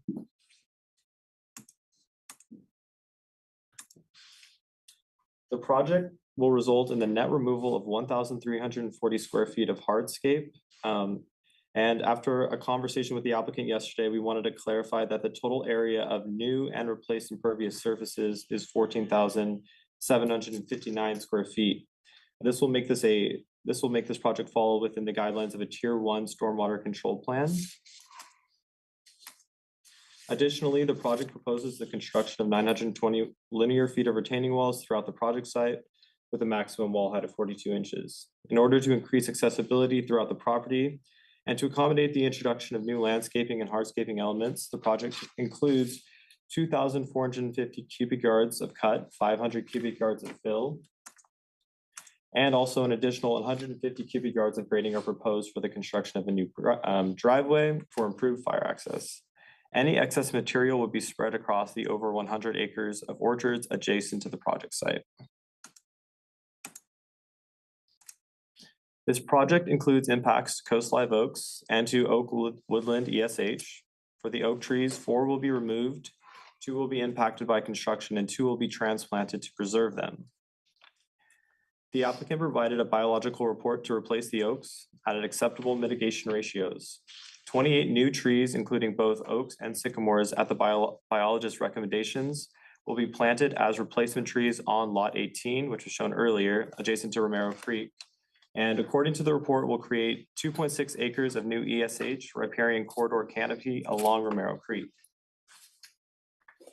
The project will also encroach into mapped oak woodland ESH and its associated 25-foot buffer zone near the west and northwest of the main residence. However, as shown in the table here, the project will actually result in a net decrease in encroachment into the ESH and ESH buffer zone because existing structures and surfaces are being removed as part of the project. Additionally, the total encroachment represents just 0.26% of the total mapped oak woodland ESH area and 0.32% of the total ESH buffer zone around the project site.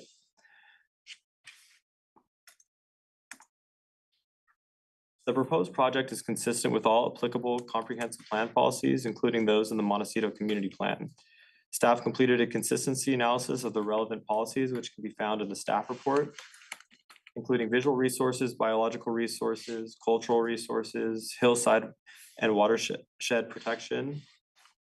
Additionally, the project meets all height, setback, and development standards from the MLUDC for the E1 zone district, of which there is a full analysis of consistency included in the staff report. Finally, adequate services will continue to be available to serve the project site. For environmental review, staff reviewed the project subject to section 15183 of the state CEQA guidelines. This section allows projects that are consistent with a community plan for which an environmental impact report was certified to be exempt from environmental review when the project complies with the allowed density and will not result in impacts that were not previously identified in the community plan. Staff analyzed the proposed project and reviewed the Montecito Community Plan EIR and found that the project impacts are adequately addressed in the community plan EIR. Attachment C1 to the staff report provides a complete discussion of the environmental impacts identified in the Montecito Community Plan EIR and the analysis documenting how the proposed project will not create more severe or additional environmental impacts. Prior to going through recommended actions, staff wants to just point out there were a few minor changes to the conditions of approval requested by the applicant yesterday and caught by staff.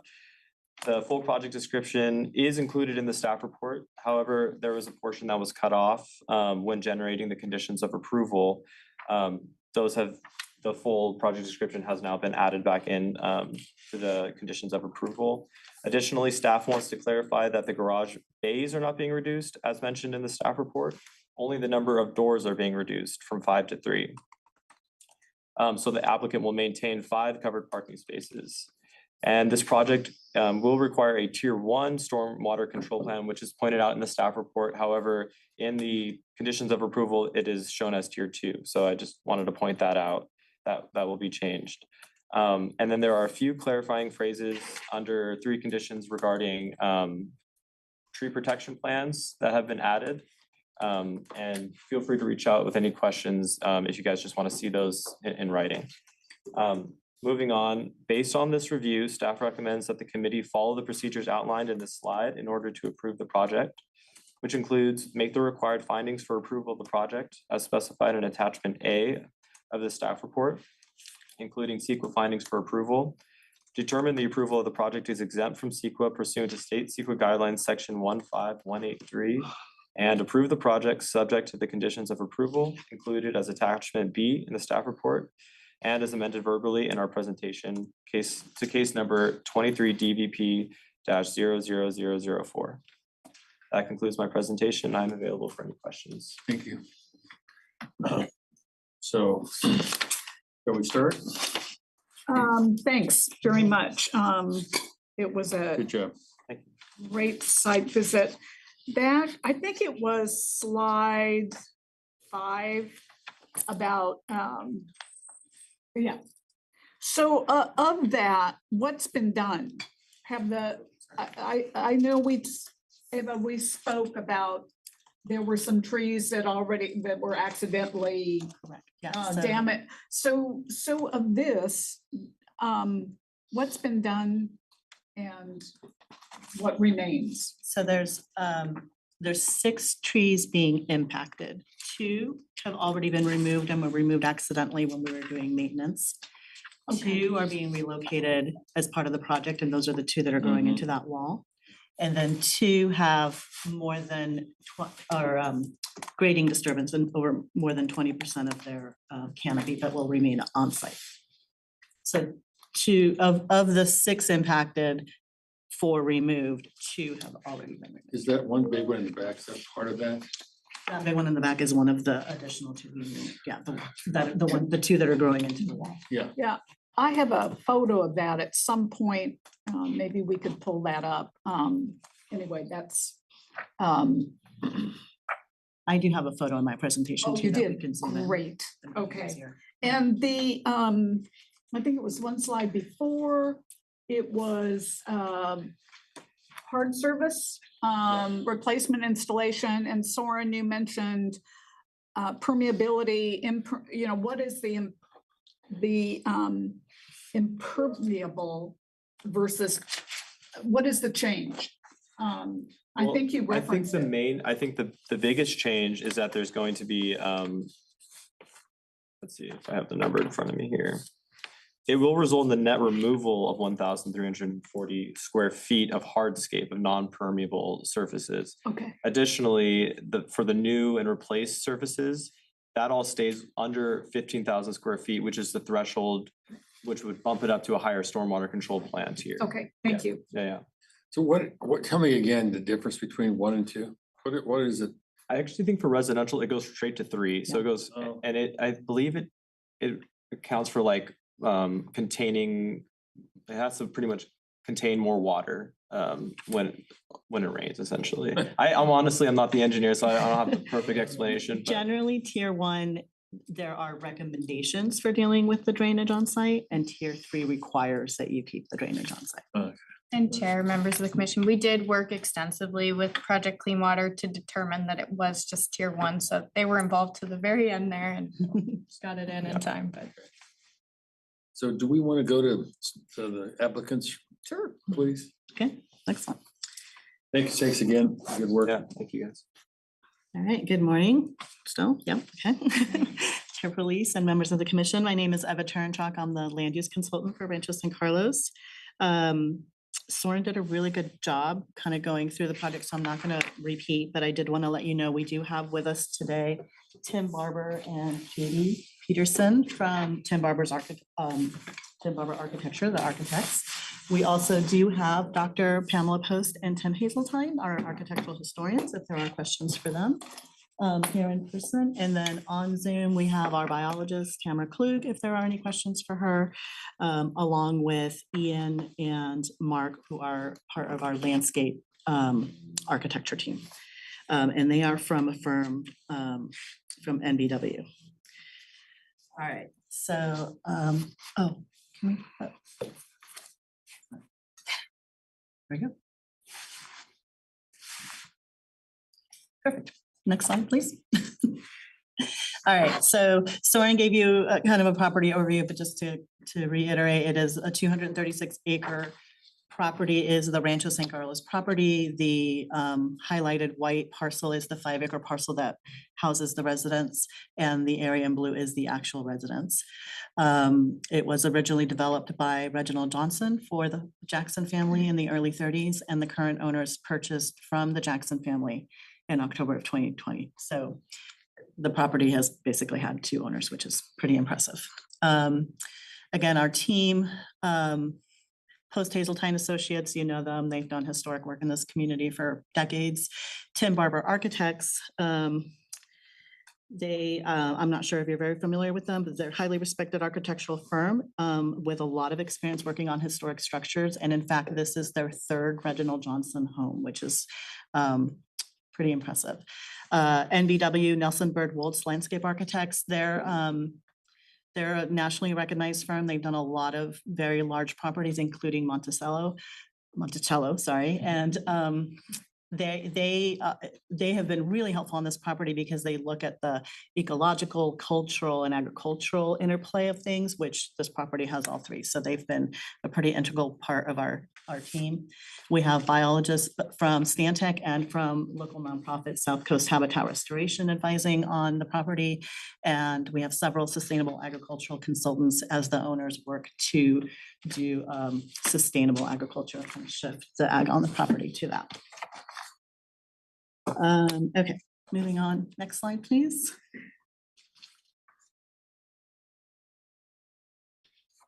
Okay, so when the owners bought this property, nobody had lived on this property since the matriarch Ann Jackson passed away in the mid-90s. And so they were faced with a fair amount of deferred maintenance, which they understood, and also the specialness of the property, both from a historic perspective, from one of the last very large land holdings in Montecito, and their intent is to live on it, use it as a family estate, address the deferred maintenance, rehabilitate and restore the historic elements, maintain and enhance the ag operation, as I mentioned, and then protect and enhance the ecological habitat. And this project has little bits of all of those. As we go through, I'll let you know where they are. All right, next slide, please. This is just the materials board. It was in the packet, but I know there was a lot in the packet. So I wanted you to see, especially for those of you that were not able to do a site visit. This is kind of the existing materials and proposed materials. So wherever anything is being replaced, it is being custom fabricated to match existing. Additionally, if the existing is in good shape, it is being retained on site so that if at any point somebody wants to replace the original material, they can. And that goes down up to and including the brick in the courtyard. And it also will include, when we get to the garage, the actual original garage doors will also be stored on site. Next slide.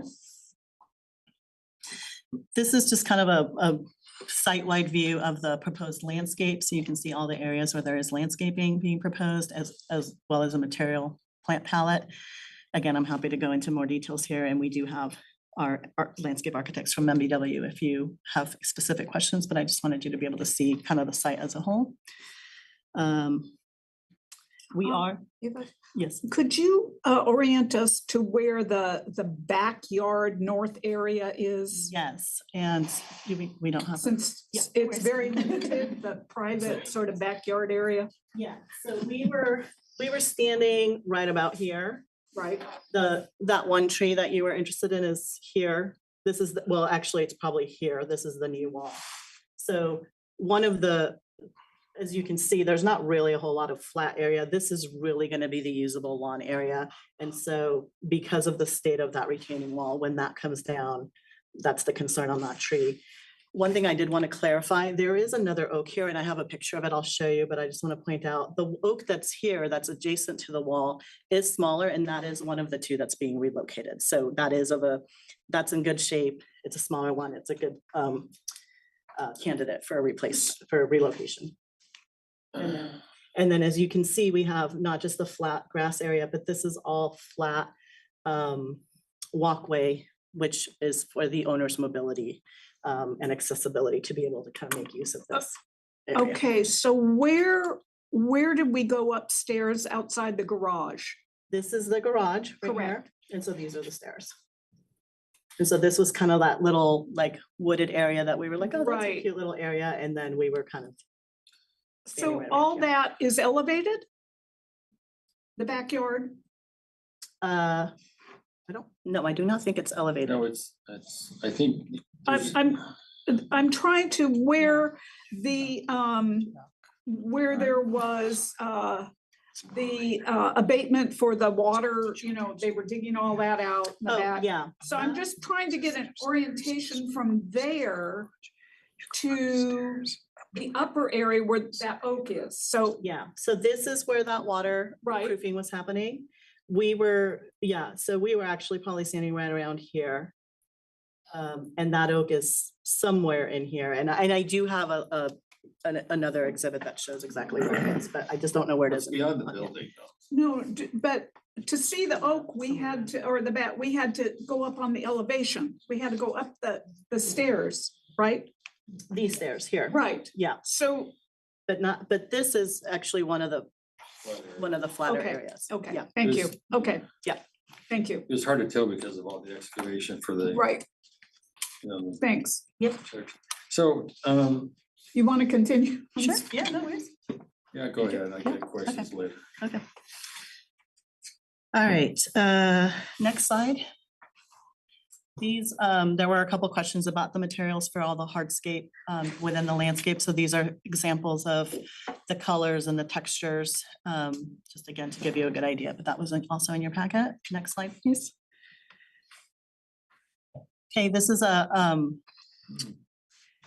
rendering of that main entrance courtyard.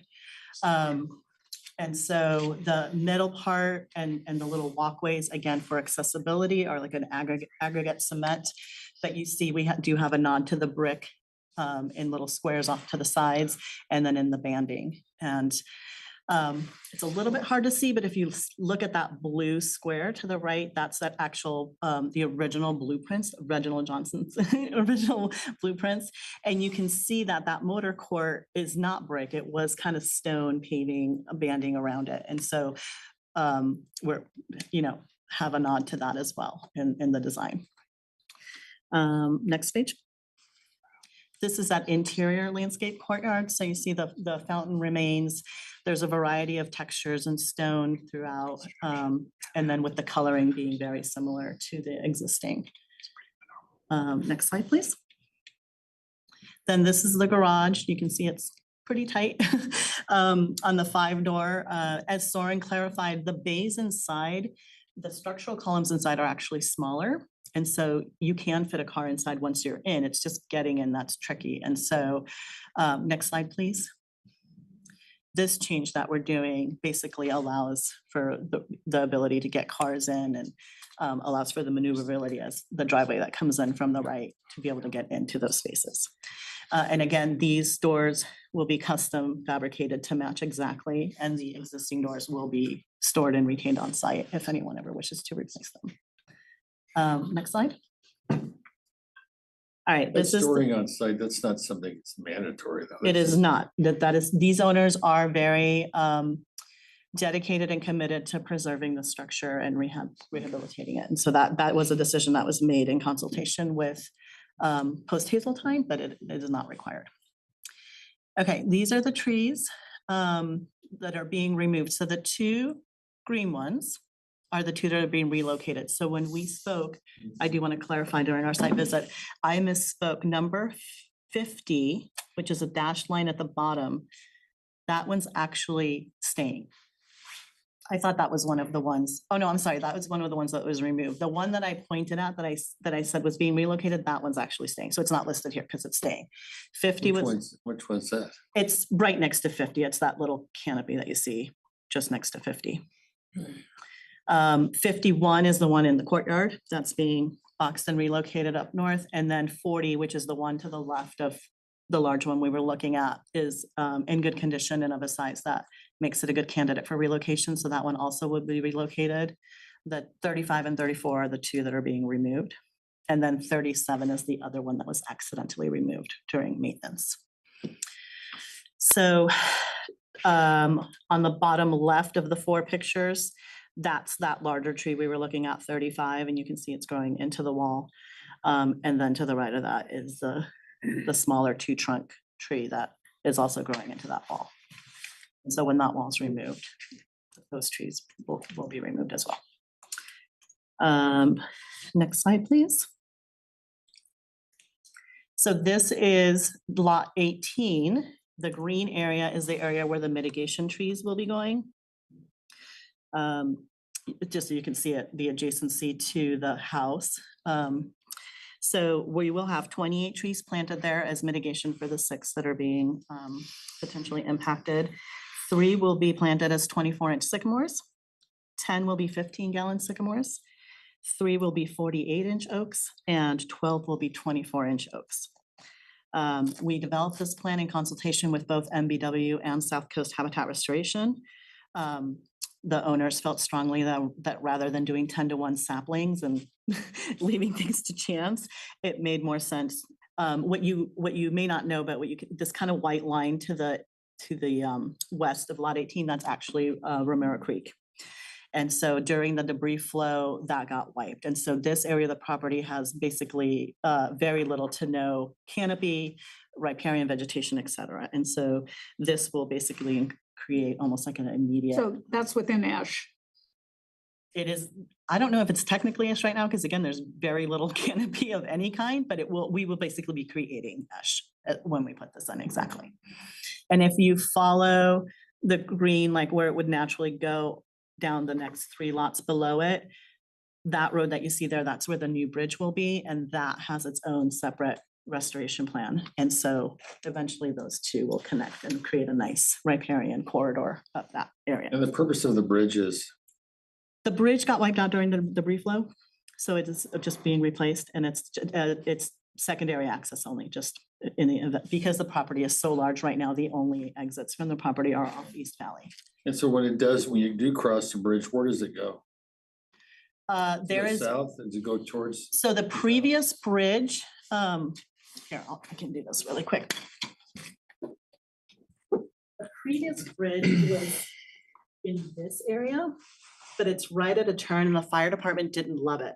So this property actually is also owned by the owners. So the new bridge is going this way and will come out. The access will be here.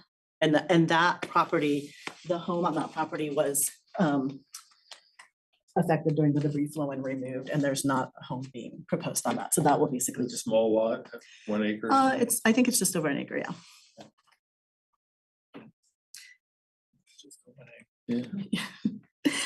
All right, so that is really the end of my presentation. You can go to the next slide. It just kind of gives an overview of the home and the relationship to the bridge and all that. And I don't understand. We had all this reading and you get off this short of. But I'm okay with it. Okay, good. All right, so do we want to ask some questions? Yeah, thank you. And all the Good job. studies and reports by all the consultants were excellent. So to recap, as far as the suitability or eligibility for historic significance is not being altered at all. So that can be in the future. Correct. So that's really excellent, and it shows the degree of concern and details that the applicant have. As I spoke yesterday, the oak in the back area where the retaining well is going to impact it because it's being moved. You just had the trunk, a short. I took, thank you, a couple photos, and it's significant. And then the other one, David, please. Thank you. And both in the canopy and the DBH, and it looks healthy. If it weren't for the retaining, I didn't read specificity on this particular oak. Okay, as far as its health, we understand that it's being taken down and mitigated with 48, boxes, 48-inch boxes, along with some others. But I guess you know, it's a struggle for me since I understand the other side of the equation, well, there's, you know, if we tried to say that there'd be more grading, et cetera, et cetera. I just feel this oak is healthy. Visually, I am not an arborist. And the canopy is it's a specimen tree, okay? And I would like to, David, could you flip back to the other one, please? I'm sorry. If there's any possibility of, my request would be, even though this is more than a comment, I guess, is if there could be any landscape alternative to include this tree, which is specimen and absolutely awesome. I couldn't even imagine its true canopy width and circumference, etc. So that would be my how I'd like to approach, perhaps that the applicant could look to see to save and not impact this tree. So Would you that's like a more of response? a comment rather than a question, and I'm taking that out of order. Yeah. Before you make a comment, I just want to say that got my attention too. I've my ranch, I've moved 80 mature trees with 100-ton cranes, and I only lost 2 out of 80. And this tree, I just wondered if the applicant, if they knew that by modifying this wall and still getting basically what they want, maybe just a block out of that tree trunk area, and they knew it would survive, would they give it a shot? Because it seems like there is, I said yesterday, probably maybe 3% chance we can make it survive, but it's like, I thought about it when I went home. I goes, you know, all the things they're doing, that why not attempt to save it? That's my thoughts, just comment, but go ahead. So, not surprisingly, MBAR had very similar comments when we went to them. And we did, after our first conceptual hearing, go back and relook extensively at the landscape design, at the ability to somehow keep that portion of the wall and rebuild around it, do a different wall. You know, I mean, we looked at it. But did you talk to someone who's done transplanting of huge oak trees? To We see whether that would work or not? We did, we have relationships with nurseries because we're bringing in these larger trees. And the general consensus is that the tree, while beautiful, agreed, it is older. It does have a fair amount of decay. And Tamara is on and she can speak to that more specifically, but the concern is even if it wasn't in that wall, which has affected the root structure. So it does not have a traditional root structure that a tree in the ground would have. It is likely that it would fall apart, and it is actually something we've been seeing on site. So there are, you know, over that 230 acres as a result of the deferred maintenance, we literally weekly trees are falling. Like they just, you know, whether it's a water issue, we actually during this last little heat spell last month, we had 3 different trees down at the entrance, just, you know, and in similar age and kind of state of health. This one is listed as fair health on the arborist report. And so it is very large. It would be very expensive to relocate it, and the chances I of it mean, making relocate it. it. I was just thinking you could save it. Save it somehow, yeah. You can't relocate that. It's impossible. Yeah, and like I said, we looked at the landscaping and there really is no other way to keep that wall. It's a choice, though. You want a new landscape. It's okay. Right. No. So is anything before us showing a possible alternative landscape? I don't, saving that tree. I don't think we have that with us today, but we did do several different iterations of the landscape plan to try and figure out a way to do that. The biggest problem we have is that is one of the few flat areas on the property. And the owners want a small area of lawn to be able to play with their grandkids, to do their required daily exercises close to the back of the home so that they can get in and out. The reduced mobility of the owners really kind of limits how much of the area around the home can be actively used for passive recreation. And the mitigation trees are 4-foot boxes. 48-inch boxes, yeah. It also seems like you're saying, like, even if you went to all that.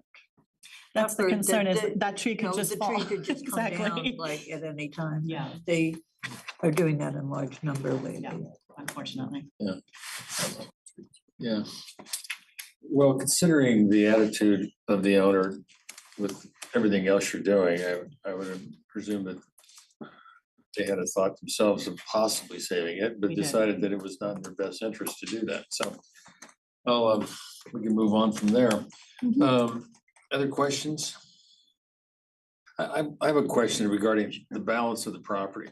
We noticed that there was hundreds, if not maybe thousands of trees, little baby lemons and things planted. And of course, I had my opinion on that. Yes, you did. But so it appears that there's no plan to break this property up. There is not. The owners, the intent of this property and what really drew them to it is the fact that it's a large estate that they could inhabit and take care But of. they would have the liability. right if they wanted to come back to the county and say, hey, you know, we might want to split this up. Well, it's technically split. I mean, Right. it's 30 legal lots. Okay, so Yeah. that you retain that. Correct. Okay. Yeah, that does not change. All right. But under the present ownership, they may not do any developments outside of what they're doing now. Right, there's a gatehouse proposed for the area where we drove in. There's a pool house. And then there's the ag improvements, and that's, and then just again, deferred maintenance on, there's existing structures throughout that are getting kind of rehabbed and revamped, but that's pretty much it.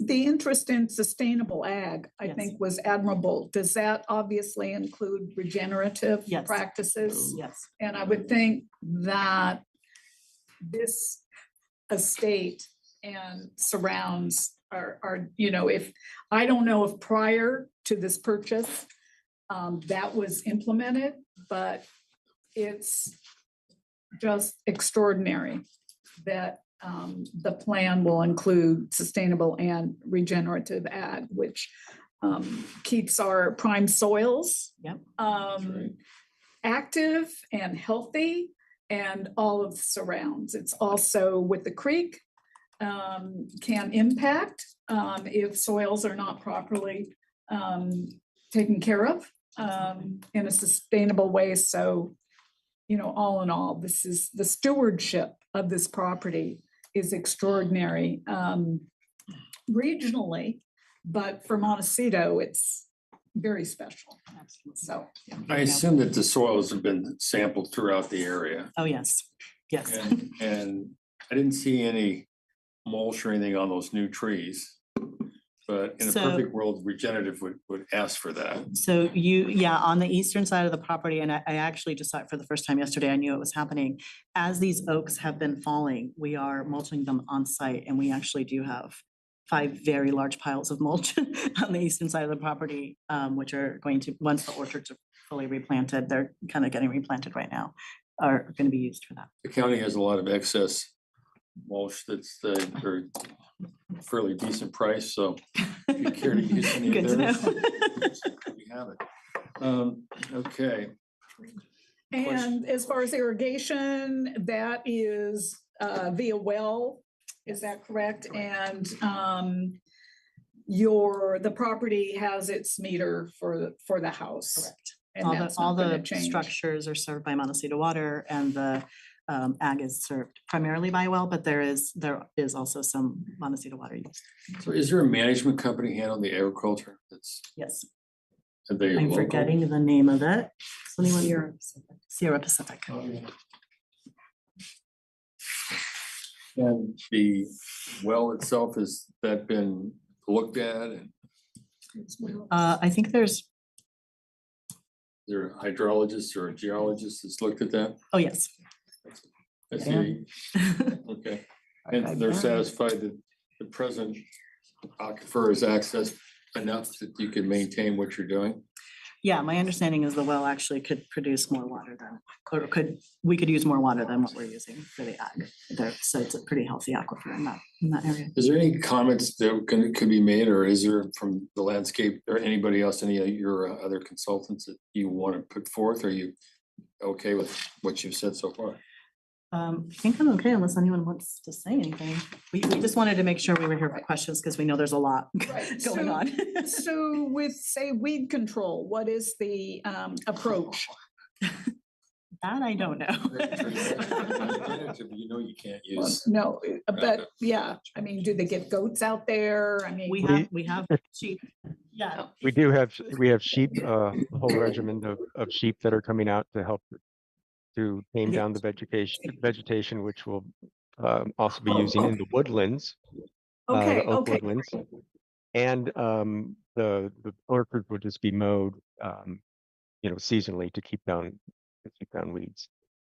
But all of the Okay. woodlands will be are being restored, and we're looking at the invasives in all those areas. Mr. Chair, Commissioners, if we could have the person speaking identify themselves. That would be helpful. There was a little tag. Sorry about that. Ian? Mark Streeter. I'm with Nelson Bird Waltz Landscape Architects. Thank you, Mark. With invasives, that's when you use your hooved friends? Move friends and also mechanically, people pulling the trees out and taking them out. Okay. Thank you. It's really gratifying to see people who are, just taking such good care of something. And just maintaining the whole character of that property. So Really nice. Question, architecturally, I think I know the answer. Solar is not required with this type of quote remodel. Correct. But because the it's just like, where's solar? I mean, it's just optimal. And I know it's not a requirement, but was that ever considered? Not on the home because it is historic. We are Right. looking at doing a very large solar project Oh, again, right. on the eastern, on the ground. Right, okay. And basically having Right. almost like a mini microgrid.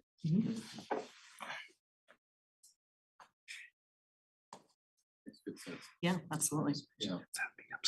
Well, Bob, you have any questions? Great project. I wish you all best of luck to get it done. Thank you. Well, Mr. Chair, if we could have public comment or. Yes, we may have public comment if there is some. It's up to David. Will We you do allow- have someone online. Mr. Hale, were you wanting to speak on this item?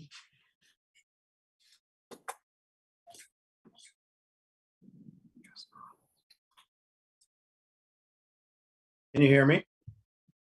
Yes, go ahead. Yes, I'm sorry. Were you wanting to speak on the Rancho San Carlos item? No. I had something on 465 and I might have missed it. Can we do 465 Hot Springs? Mr. Hale, it sounds like maybe you're away from your mic. It's very muffled. Okay. Did we speak about 465 Hot Springs? Oh, yikes. That was done deal.